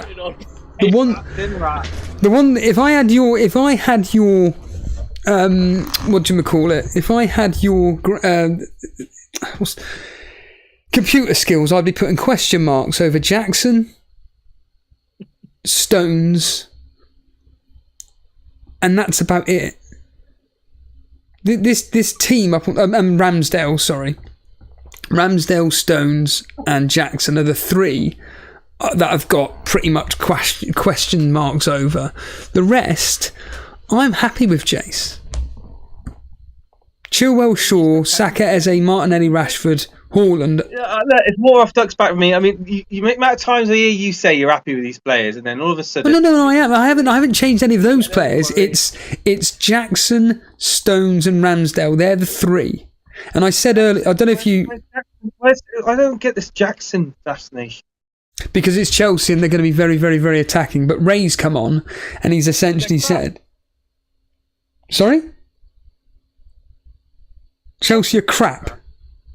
Yeah. What, you're not going to go with Chilwell then? Well, defensively, they're not crap. No, you can't change the goalposts. Just to suit your own fucking incentive. They won't put the ball in the back of the net, but they might keep a few balls out of their own net. Have you thought of Steve? Have you been watching them pre-season? Have you been watching? Literally, yeah, it's fine. You have Jackson. It's fine. Fine, go for it. Steve, have you thought of maybe bringing in Onana rather than Shaw just to save the point five? No. I'm having Chilwell. No? Okay. Chilwell, I think, potentially could break the game this year. You keep Chilwell, but you take out Shaw. Oh no! I think I'm with Steve. I prefer Shaw. Shaw is Interesting. one of the main men for Man United, and I'll tell you what, Ray. If I knew that Wan-Bissaka was a guaranteed starter for Man United, he'd be in my team as well. Oh yeah, but that's a non-point, isn't it? Because Yeah. Gallo and Wan-Bissaka. Let me bring in. I think it's. I don't know if it's someone. They've got no real names on here. It's really frustrating. Someone called C. I don't know if this is the gentleman I had on the other day. Caller with the name C. Just need to unmute your microphone and we'll be able to get a conversation going about your team, my friend. You've unmuted the mic. Yeah. Hello. How are we? Hello there. Hello. Have we spoken before? Yeah. You've done this every time, like you say, who is C? Oh, crazy Jack. Right. Your team up on screen is basically my team, barring... Alright, actually, I tell a lie. It's the same front three. You've got Onana in goal, Trent, Stones, Gabriel, Maddison, Saka, Fernandez, Buemo, Watkins, Haaland, Jackson. This looks a lot different to last week. Yeah, it was because I had I actually could show you what I had before. I had Son and Yeah, son, let's go. yeah, but then I had Got rid of him. No! he just pisses me off. Not Son now, Son's a legend, but Estebro is just pissing me off. So I was like, nah, you can go. And then Who's that? Sorry, Estupinan. Yeah, Estupinan. Why is he annoying you? because I just don't think Brighton are going to do well yet. It was like for a while I was fearing his ownership, but then I just don't think Brighton are going to do well. So I thought, who else? But then Watkins, it was before he was cool because I brought him in before he got cool and he got injured. And everything. Yeah. No, because I saw a picture and someone showed their fixtures after game week 1 and they looked ridiculous, and I hadn't thought of Watkins at all. I just saw it. I was like, wow. So I switched him around. And to do that, I needed to bring Son down to Maddison because then I had to upgrade Vinicius to Watkins, which I needed the Estupinan money in the process. And then through this way, I have coverage of the main teams whilst having a bit of flavour. But yeah. Flavour. Yeah, that's my process. I would love Son. He's a baller. He's gonna pop off. But like, I feel like this is a safe but yet. I'd rather tasty Maddison way. than Son, to be honest. Yeah, yeah. But that's what I mean. Like, Maddison's like the middle point. Like he's who would I rather, him or Foden? I'd rather Maddison because he's different. And that's the one guy where it's like, it can work out, it can't work out, because everyone's going to have Watkins and Jackson now, so it's like, okay, so Maddison's the one dude now who's going to be different. As well as I'm hoping Zinchenko will be back, because I don't really want Gabriel, but he's going to be playing. Maybe. Well, no, because like I don't know. Like once I find out who's going to be the starting fullbacks, I will pick them. Obviously, besides Ben White. But, So as an Arsenal fan, is like my thinking, Timber's going to start at the start, but Zinchenko would correct. Zinchenko's going to come back in quickly, isn't he? Yeah, I would kind of go with Gabriel or Saliba because they're a lot more nailed. Because you know, if Zinchenko plays, Timber will unlikely play because I think Arteta kind of wants to invert from one side of the pitch really. And from what I see at the moment, Timber, I've been a bit surprised, has been inverting from the left. So I think he'll definitely start the season that way. But I wouldn't start with Timber because you're quite right. When Zinchenko comes back, he'll potentially be a threat. So I'd rather go with Gabriel. Yeah, simply because Gabriel, and he's got 8 goals in the last 2 seasons. You know, Gabriel. So from an attacking aspect, you know the threat's there. So if I went for an Arsenal asset, it would still be Gabriel. I don't think he's our best defender, but FPL wise, I think he's possibly the guy with the most offensive potential. Yeah, it's just in football because he's just a centre back, and centre backs are boring AF. Like you want the fullbacks because they do cool stuff. Like in football, they're the cool ones. Centre backs just do F all. Granted, I play football, and I play in the fullback position, so that's why I kind of like have a bit more favour. But yeah, once I know Zinchenko's back, he's 100% coming in because he's gonna be a baller. Yeah, but he's not guaranteed in the first team, though, buddy. That's what I'm trying to say. Yeah. He's not nailed. Yeah, that's the shame. Obviously, Go before Saliba, Gabriel, probably. I would say. Yeah, I think that's what you have to do. Go Saliba to be maybe a bit different, but obviously Gabriel has the attacking threat. That's the only issue. But yeah. Well, the talk is will Ben White be the nailed one? Because obviously he's 0.5. Well, 5.5 though. It's expensive. Yeah. Also no. But I don't. I think the only nailed guys are Saliba and Gabriel. Yeah. Well, I've got up on screen here. Hello, Bilal. Welcome, mate. I've got up on screen here my transfer dilemma / do I have Jackson or Fernandez? And again, this is why conversations like this and spaces like Raise, etc., help individuals like me out because it gives you. Haaland did, mate. Who? And really, it comes down to a 4.5 goalkeeper, which Johnston is probably the one I'd go for. So it's Chilwell, Stone, Shaw. In all seriously, have you not considered Antony? Fuck off. No. Bit of Jadon Sancho, baby. No. There are certain teams, Jace, that if you... I put up... I don't know if you've listened to the show or not, but Matty's team, he's done a 3-5-2 with Salah in.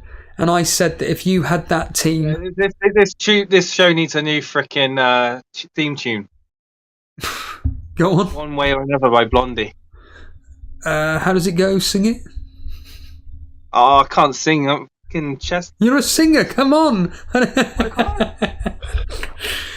But you know this song. If you came up with this team up on screen here, Jace, genuinely, but you didn't have Mbeumo and you replaced Mbeumo with whoever and upgraded Pedro to whoever, that's a team I'd be like, bloody hell, Jace, and you've got Salah. You've got that advantage because that's this team here that Matty's got is the kind of team that I can imagine you having. Genuinely. Listen. You focus on your team. Don't worry about what I'm doing in my team. I might actually be doing a stream tomorrow, actually. To be fair. Hooray! I don't have to speak. And I'll make my first team live on air, and because at the moment it's not published. Optimal. Oh, okay, published. Sorry. Got so my there you go. Yeah. So and then people can just then rip into it, you know. But I genuinely do think though that this team up on screen is going to be roughly what your team's going to be, Jace. Well,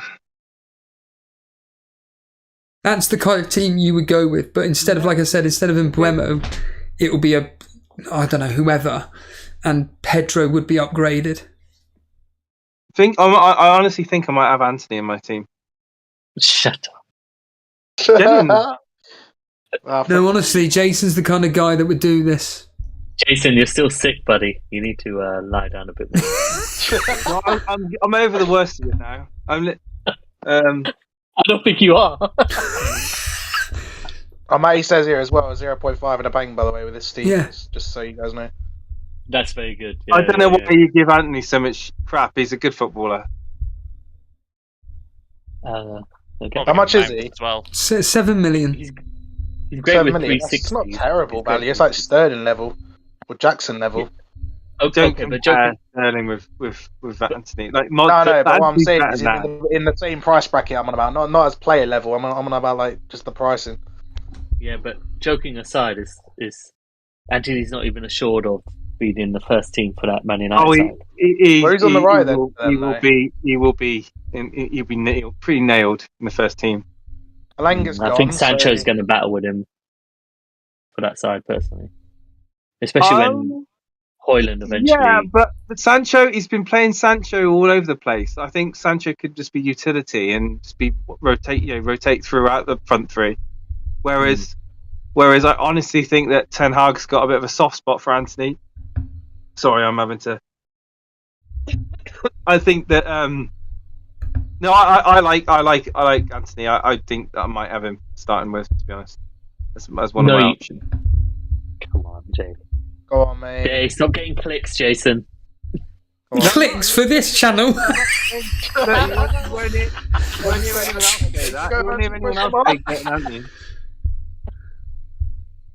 I like it. I like Antony. He's very selfish. Like in the chat, Nick says he does like to shoot on sight. Yeah.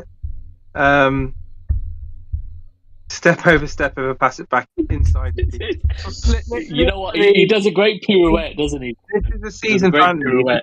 If he doesn't do well this season, then he's on the risk of going. Same with Sancho, pretty much.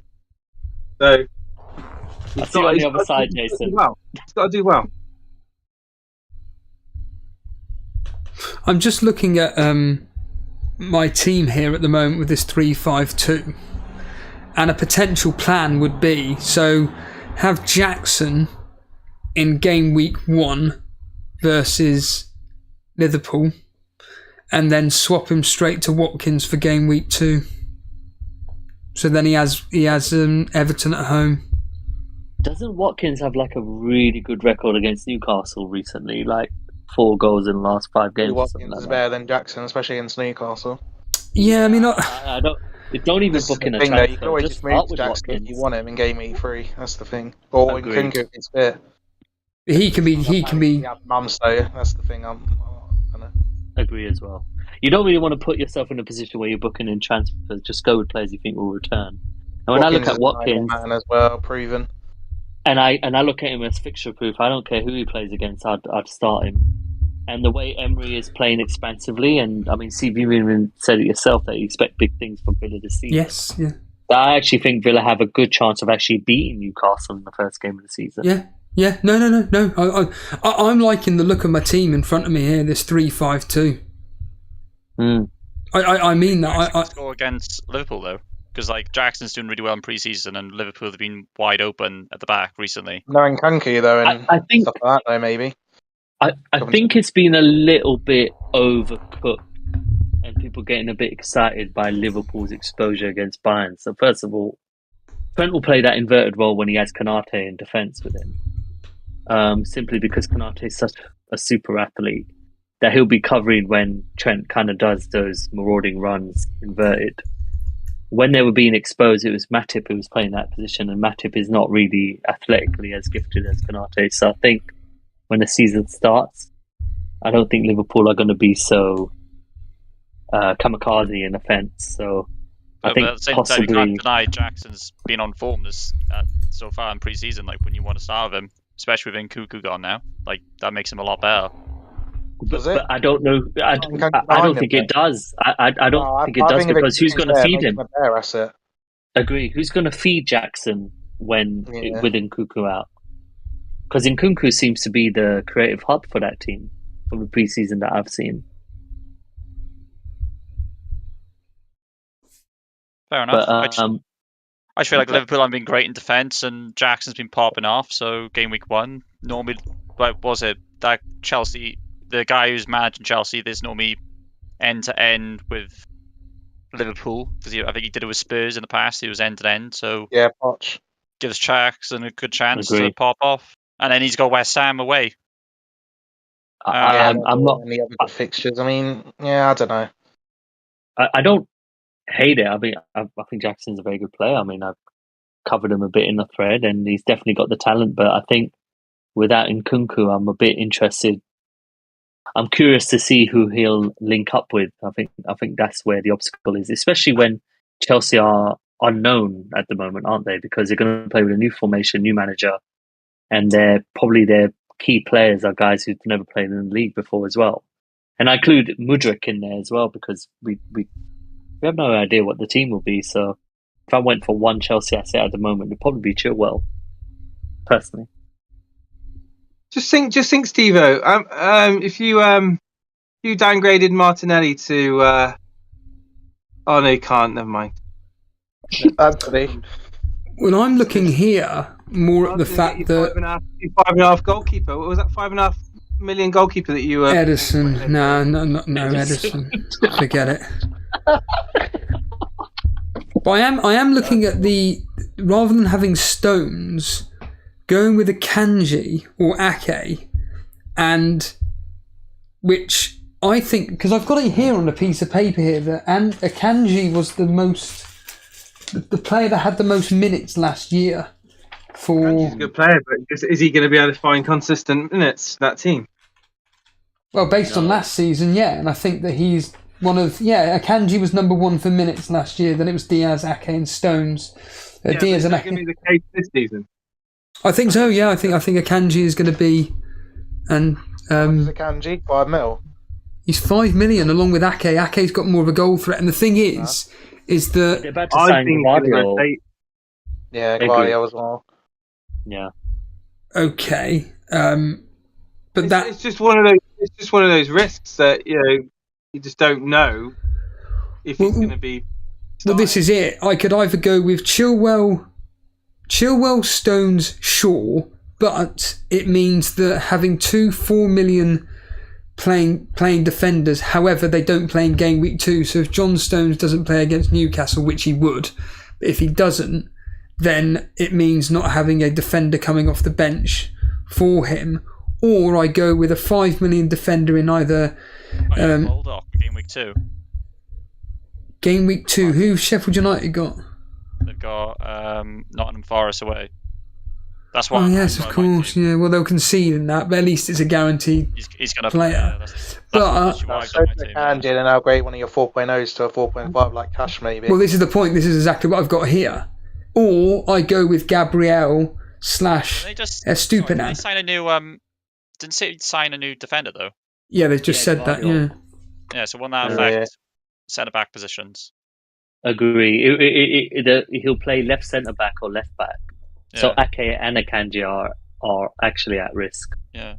Like whilst like Stone popped off in the second half, he didn't really do much in the first, and since then he's just been an absolute bowler. And like he's been amazing. Like a B-Tech Trent in invertedness. But he's playing for a better defence. I mean, Trent is a B-Tech Stones. I agree. Oh right, okay. But yeah, like if you get a defender, you get Stones. He's an absolute baller. He's 5.5 million. I still don't understand why people aren't getting City defence. Agree. I was saying earlier as well I've that got Foden and I'm just if I go there then I've got 2 headaches. Foden. If I find out he ain't playing then Stevo, I really appreciate you inviting me in, man. It's been great to talk, but I'm going to go now. So, No, thank you. again, guys. Yeah, really appreciate it. Anytime. Finally chat. I was gonna be wrapping up the stream anyway, but thank you, Ray. Our managers, that's all I'm going to say. What was that, Chase? Take it. Jason, what were you saying? It's before great. you It's got- great to hear. It's great to hear from smart FPL managers. That's what I said. What you saying? Animations and Crazy Jack aren't smart, Jay? Wow.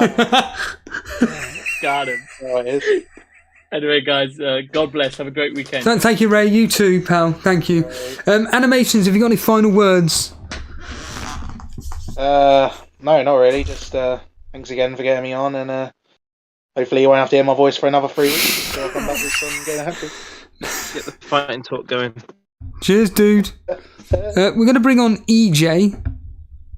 EJ, I don't recognise the name. EJ, you just need to unmute your microphone here. But Crazy Jack, how likely are you going to be going with your team that you put up on screen here? Pretty much sorted now. If I know Timber or Zinchenko's going to play the first few in the full-back positions, I'll get him. But I'll probably stay with Gabriel because he's guaranteed. But other than that, yeah, happy. Unless injuries. But yeah, other than that, it's happy. Can't go wrong. Oh, or if the Turner news goes in before for the 4 million goalkeeper, but yeah, I mean, we don't need to be talking about the 4 million bloody goalkeepers. EJ. Hello. You hear me? Well, I don't know where you are, but I can barely make you out. Do you want to say that again? Is this better now? You sound like you're halfway across your bedroom. I'll join in my phone in a second if that's okay, and then I'll be back on. What are you speaking on? My laptop at the moment, so it might be like, yeah. Oh, well, I can just about make you. Can you hear in Crazy Jack and Chase? Hello. Hello. Jace, are you there? He's muted. He's muted, that's fine. Crazy Jack, can you hear EJ okay? I can hear him a little bit. I guess he said hey. I was like, oh, what's happening? I'll ask chat. Chat, is EJ loud enough? Wait until chat actually does it. But EJ, anyway, we got your team up on screen here, and it is. I've been in over the years as FPL Cheddar, I think, and different names and stuff. So I'm in the Rivals League and stuff. Who are you? What do you mean? What, if you're in the Rivals League, that means that you're a supporter of either Discord or Elite FPL. So what's your name that you normally would use? I was in as FPL Cheddar last year, I think. Oh. Yeah. And what are you this year? I think. Huh? What are you named this year? That's the team. I don't know. It's just my Discord, so I haven't been in ages, to be honest. So I just thought I'd come on and maybe go through my team and bit and see what you're on as well with. Nketiah's quite an interesting shout, but I've got a few concerns there as well. Well, your team's certainly different. It's very red. Very red. You're attacking like 3 of the best teams in the country, which is a good thing, obviously, with Gabriel Stones, Trent, Chilwell, Grealish, Martinelli, Fernandes, Saka, Haaland and Darwin. It's very, very different to the template, which, again, nothing wrong with that at all, but I just want to immediately pick on one player in there, which is Grealish. Yeah. He's not locked in there, but it's a 50-50 between him and Foden, definitely. And I'm not sure if I will have the bottle to stick with Grealish, but I think he could get more consistent minutes over the first 7 weeks, and he did do really well back end of last season. So again, I think there's a thing within the FPL community, which is at the start of the season, everyone just goes for sort of the sexy picks, and players like Foden, players like Enciso, all these, quite sexy players, when there are players like Grealish who will probably tick over a lot better. So you're actually quite confident in Grealish. I know he's pretty much a guaranteed starter for Pep. That's one of the few players in the Man City team who I personally believe is a guaranteed starter. But from an attacking point of view, he didn't exactly pull up trees last year. I mean, his numbers, though, are pretty similar to Foden's. I think his expected goal involvement per game last season was very, very similar. They were both 0.5 something, from what I've seen on Twitter. So that's sort of my thinking there. And if Foden doesn't play, then there could be a massive bandwagon away from him very, very quickly, compared to Grealish, who I think I kind of know I've got my man there. Stick with him, and if you will get some decent returns, Can I especially with can I- Mahrez can I gone. ask another question? I've just literally came back to the phone. How many Man City players do you think will be in your team come game week 1? Like 3. 3. I mean, I Stevo? think As it stands right this second, It's got to be at least 2. I want to. I'm But- thinking I might have 1. It's probably going to be 1, yeah. Yeah, genuine, because at the start of the season, okay, don't forget, right? A lot of people have got the option to wildcard early. Game week 4, game week 5.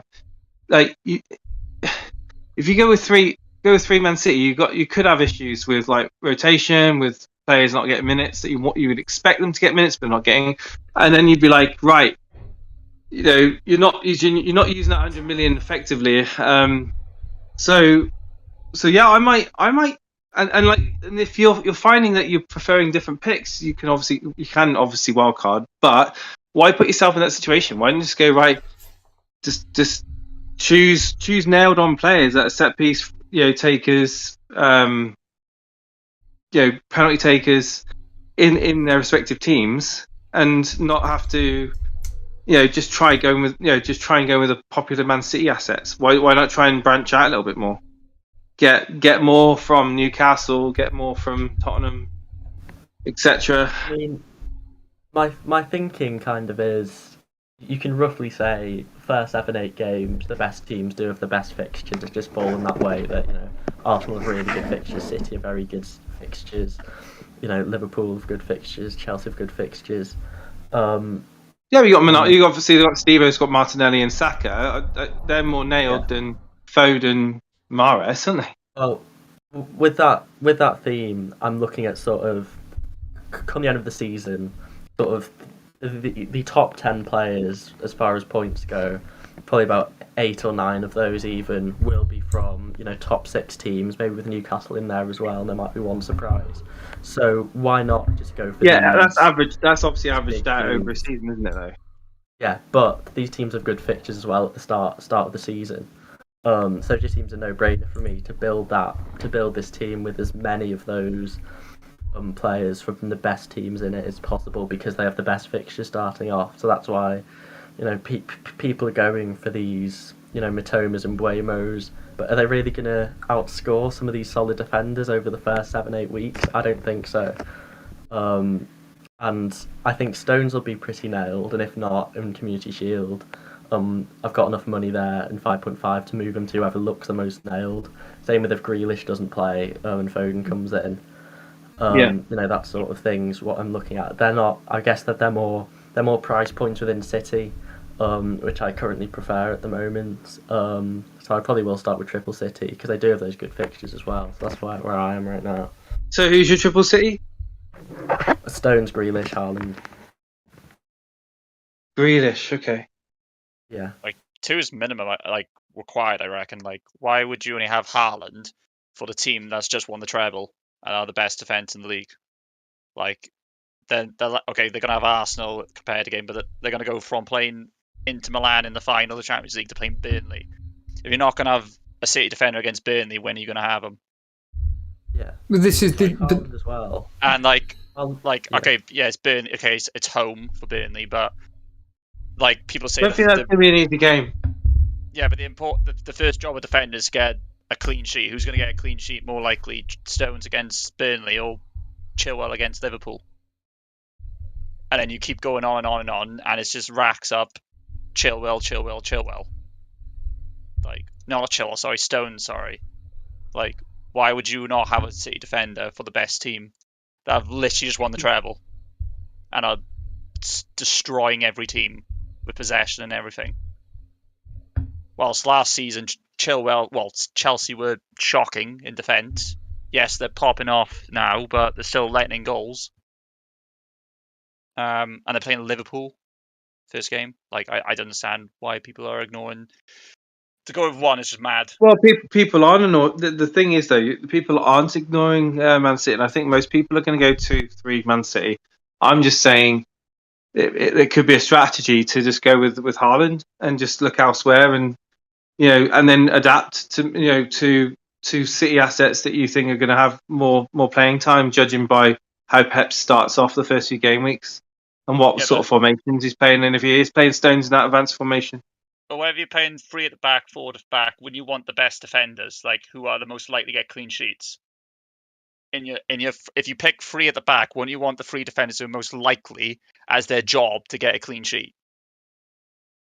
That's like their fundamental job. First thing, clean sheet. After that is goals and assists.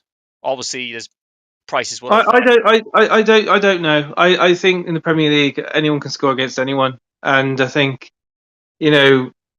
historically, FPL managers have always looked for attacking threats in defence to bring into their FPL teams, not necessarily the Vidiches of the world, the Ferdinands of the world. A great example of that would be Van Dijk. I mean, amazing defender, but people were choosing Robertson and Trent over him, weren't they?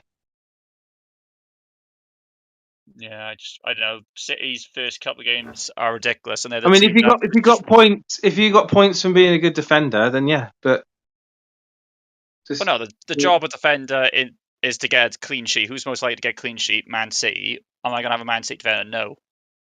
Why? Like, they're ridiculous. They've literally just won the treble. Like, if they've won the treble, yet we're going in with like one player. Why? If they're the best team in both last season, the country, as well as Europe, why only have one player for them? Minimum 2. Granted, the rotation, if you want to have a third, you should have a third. If not, go with 2. And should be Haaland and a defender, which should be Stone. If you go 3 Man City, you just got to make sure you got your bench order sorted out properly. Yeah. Oh, that's what I mean. Yeah, like I think 2 is like the nice point. If you want to go mental, go 3. But I reckon 2 is both required and the minimum. You could go 2 and still only have one player play. As long unless this is if you're really unlucky, of course. But I think it's not like an essential thing to have 2 Man City. I think minimum Haaland, minimum 1, and then people can then choose what to do, whether to wait and see or to. I get what you're saying. I mean, they are a great team. Man City are still probably out and out favourites, and they're strong in all departments. But do you want to pile on the 3 Man City, or do you want to just see where the dust settles with Pep and his selections, and then choose close to game week 4, or you could even just wait a couple game week 2, game week 3, getting who you think. The reason I think having 3 works is because firstly, Haaland's pretty much going to be a non-player in that everyone's got him, everyone's going to be captaining him 9 out of 10 weeks. So you're not going to be gaining points from Haaland over other people in that sense. But they've got such a stacked midfield that they generally spread their points out, and they haven't. Oh God! Oh, what was his name? Well, now Gundogan's gone. Yeah. Like if he was still there, I'm like, oh, but I just think that their points is going to be even more like just flurried out in that midfield. I don't think it's going to go one side or the other. And you are literally playing lottery choosing that midfield, like choosing what player to bring in game week 1. You could hit gold and get a haul, or you could just end up seeing your player on the bench and coming on in the 68th minute. I mean, I think such is the upside though with Man City that, and the amount of goals they are going to score this season, that to me means I want another City attacker, midfielder. So I've got a chance of. But away at Burnley, I don't think they're going to be getting 2-3 goals. I think it could. I'm not picking my team based on the first fixture though. I'm picking it based on the first 7. Yeah. But also, I'm just saying that people are going to be looking to wildcard game week 4, right? So in those first 3 game weeks, you've got Burnley and Newcastle at home. Yeah, Newcastle, that'll be an entertaining game, I'm sure. Sheffield United away. I mean, it's a tough one.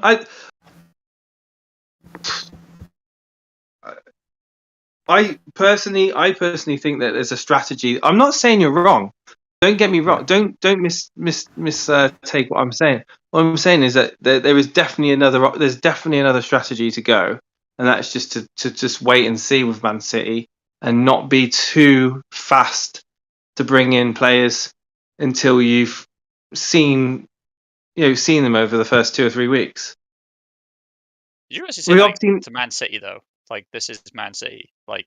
I completely get your point. I'm not Chelsea. I'm not being like, I'm going to go without Man City for the whole season. Yeah, no, I'm not saying that. I'm just saying that you can literally, if you choose to, you can get value elsewhere in your team. Yeah, have a strong team without 3 Man City, and then reassess come game week 3, game week 4 when you come to your wildcard. Like if that is the strategy that you're looking to do, and I don't think you're going to lose a great deal of team value in doing so.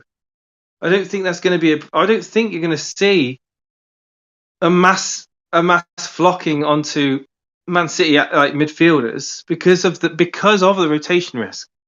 Oh yeah, I'm more like the Haaland Stones, like the midfield. I can agree with that, but like that's kind of the same with like Liverpool. Like we're not sure besides Salah who's going to start. So that's why people go Trent, because he's in defence, he's playing inverted, and he's going to play, and he's going to make chances.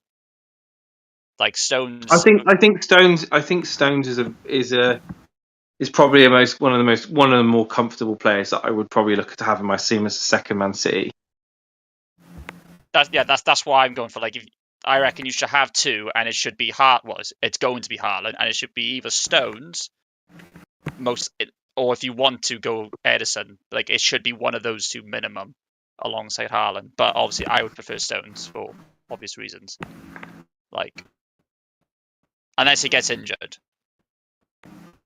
Yeah, I mean, data is going to be great. Data, people love data, and I think that what people's going to see with the eye test will be on City, and of course they'll be on Pep and he'll be on his team selections. But you just never know what to expect from him. You can get points from all over the place in Man City. It's not always directed through Haaland. It's not always directed through Foden. It's all over the place. So, I think that this is a great discussion, because I think both of us have got different mindsets, and I don't disagree with you. In fact, I see exactly where you're coming from. It's just that, do you want to afford yourself headaches game week 1 when you can potentially wait a few weeks and then start to figure things out a bit better and see a bigger picture? It could well be that Stones is going to be playing week in, week out. And he's going to form himself a position in the Premier League like we saw last season. I'm probably about 80% convinced that's what's going to happen. Yeah. Sorry, go on there. Yeah, I'm just saying there's an alternative. I don't think 3 is essential. I don't think 2 is essential. I think that you could, if you wanted to, just go with a 1, and you're not going to lose yourself out on too much if you choose to do that. I mean, but yeah, I think either way is viable, a viable strategy.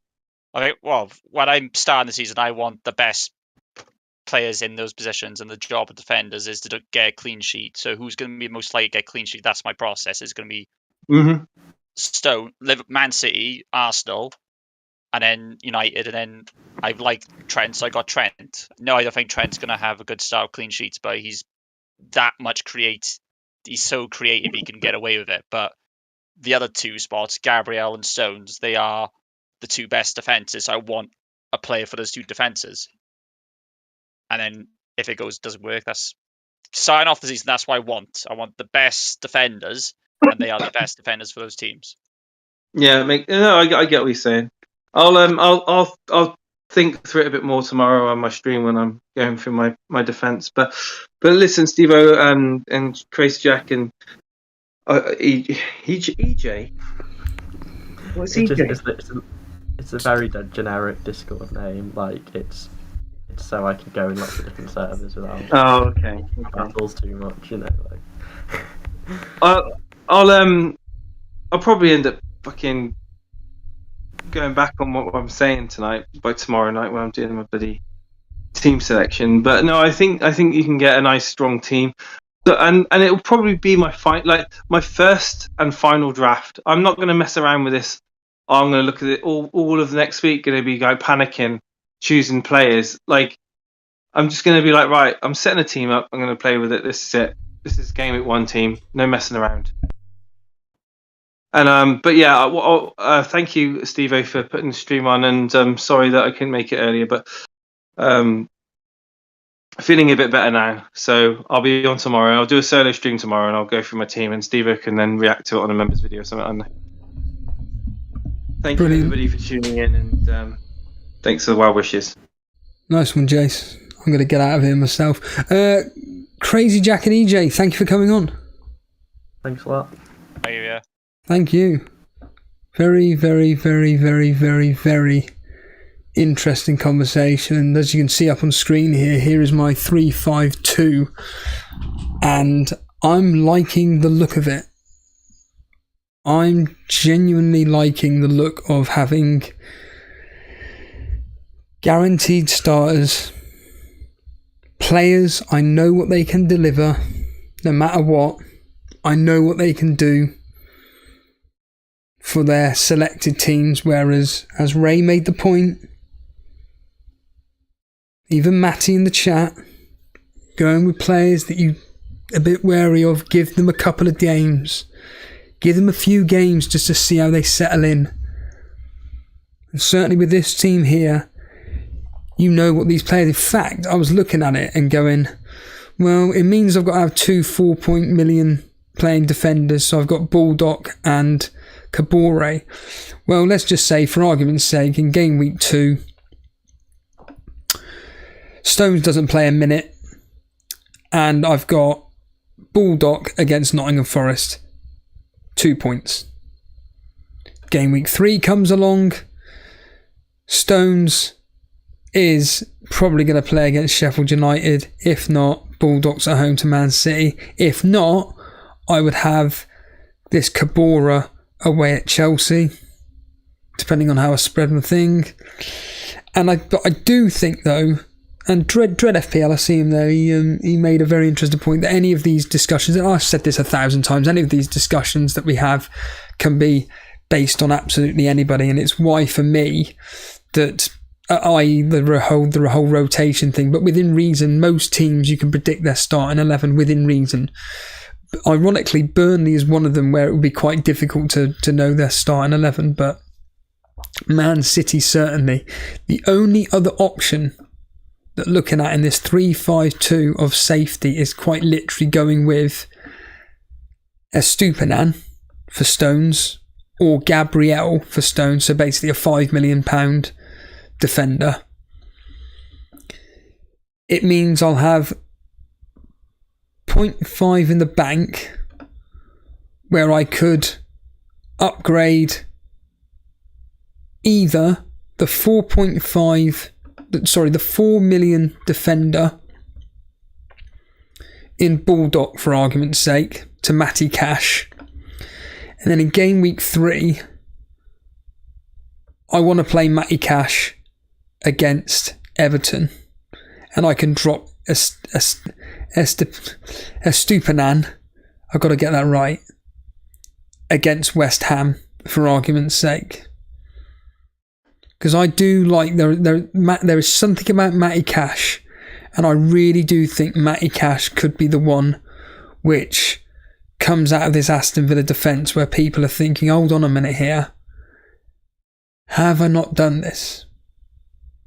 And that's the thing, do I go 3 Arsenal with Gabriel in there, or do I go into those 2 fixtures with Brighton where they've got Wolves and Luton, whereas Arsenal start off with Nottingham Forest and then away at Crystal Palace, where I can see either one potentially getting the same amount of points, but personally, that Matty Cash pick, I just think could potentially be absolute gold. Could be absolute gold.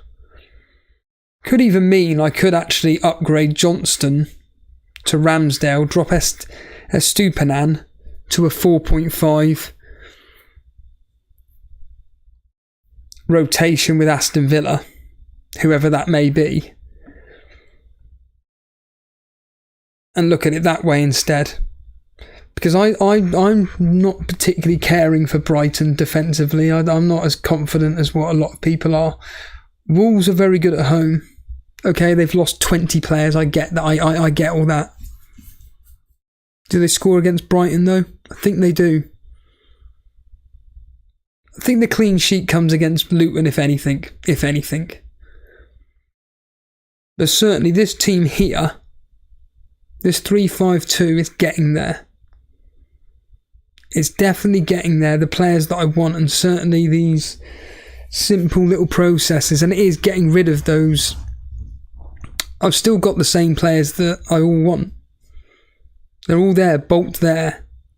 Haaland, Watkins, Saka, Eze, Martinelli, Rashford, Shaw, Chilwell. It's that line there. Johnston, Fernandes and Stones. Those three there could be absolute gold and very, very profitable indeed.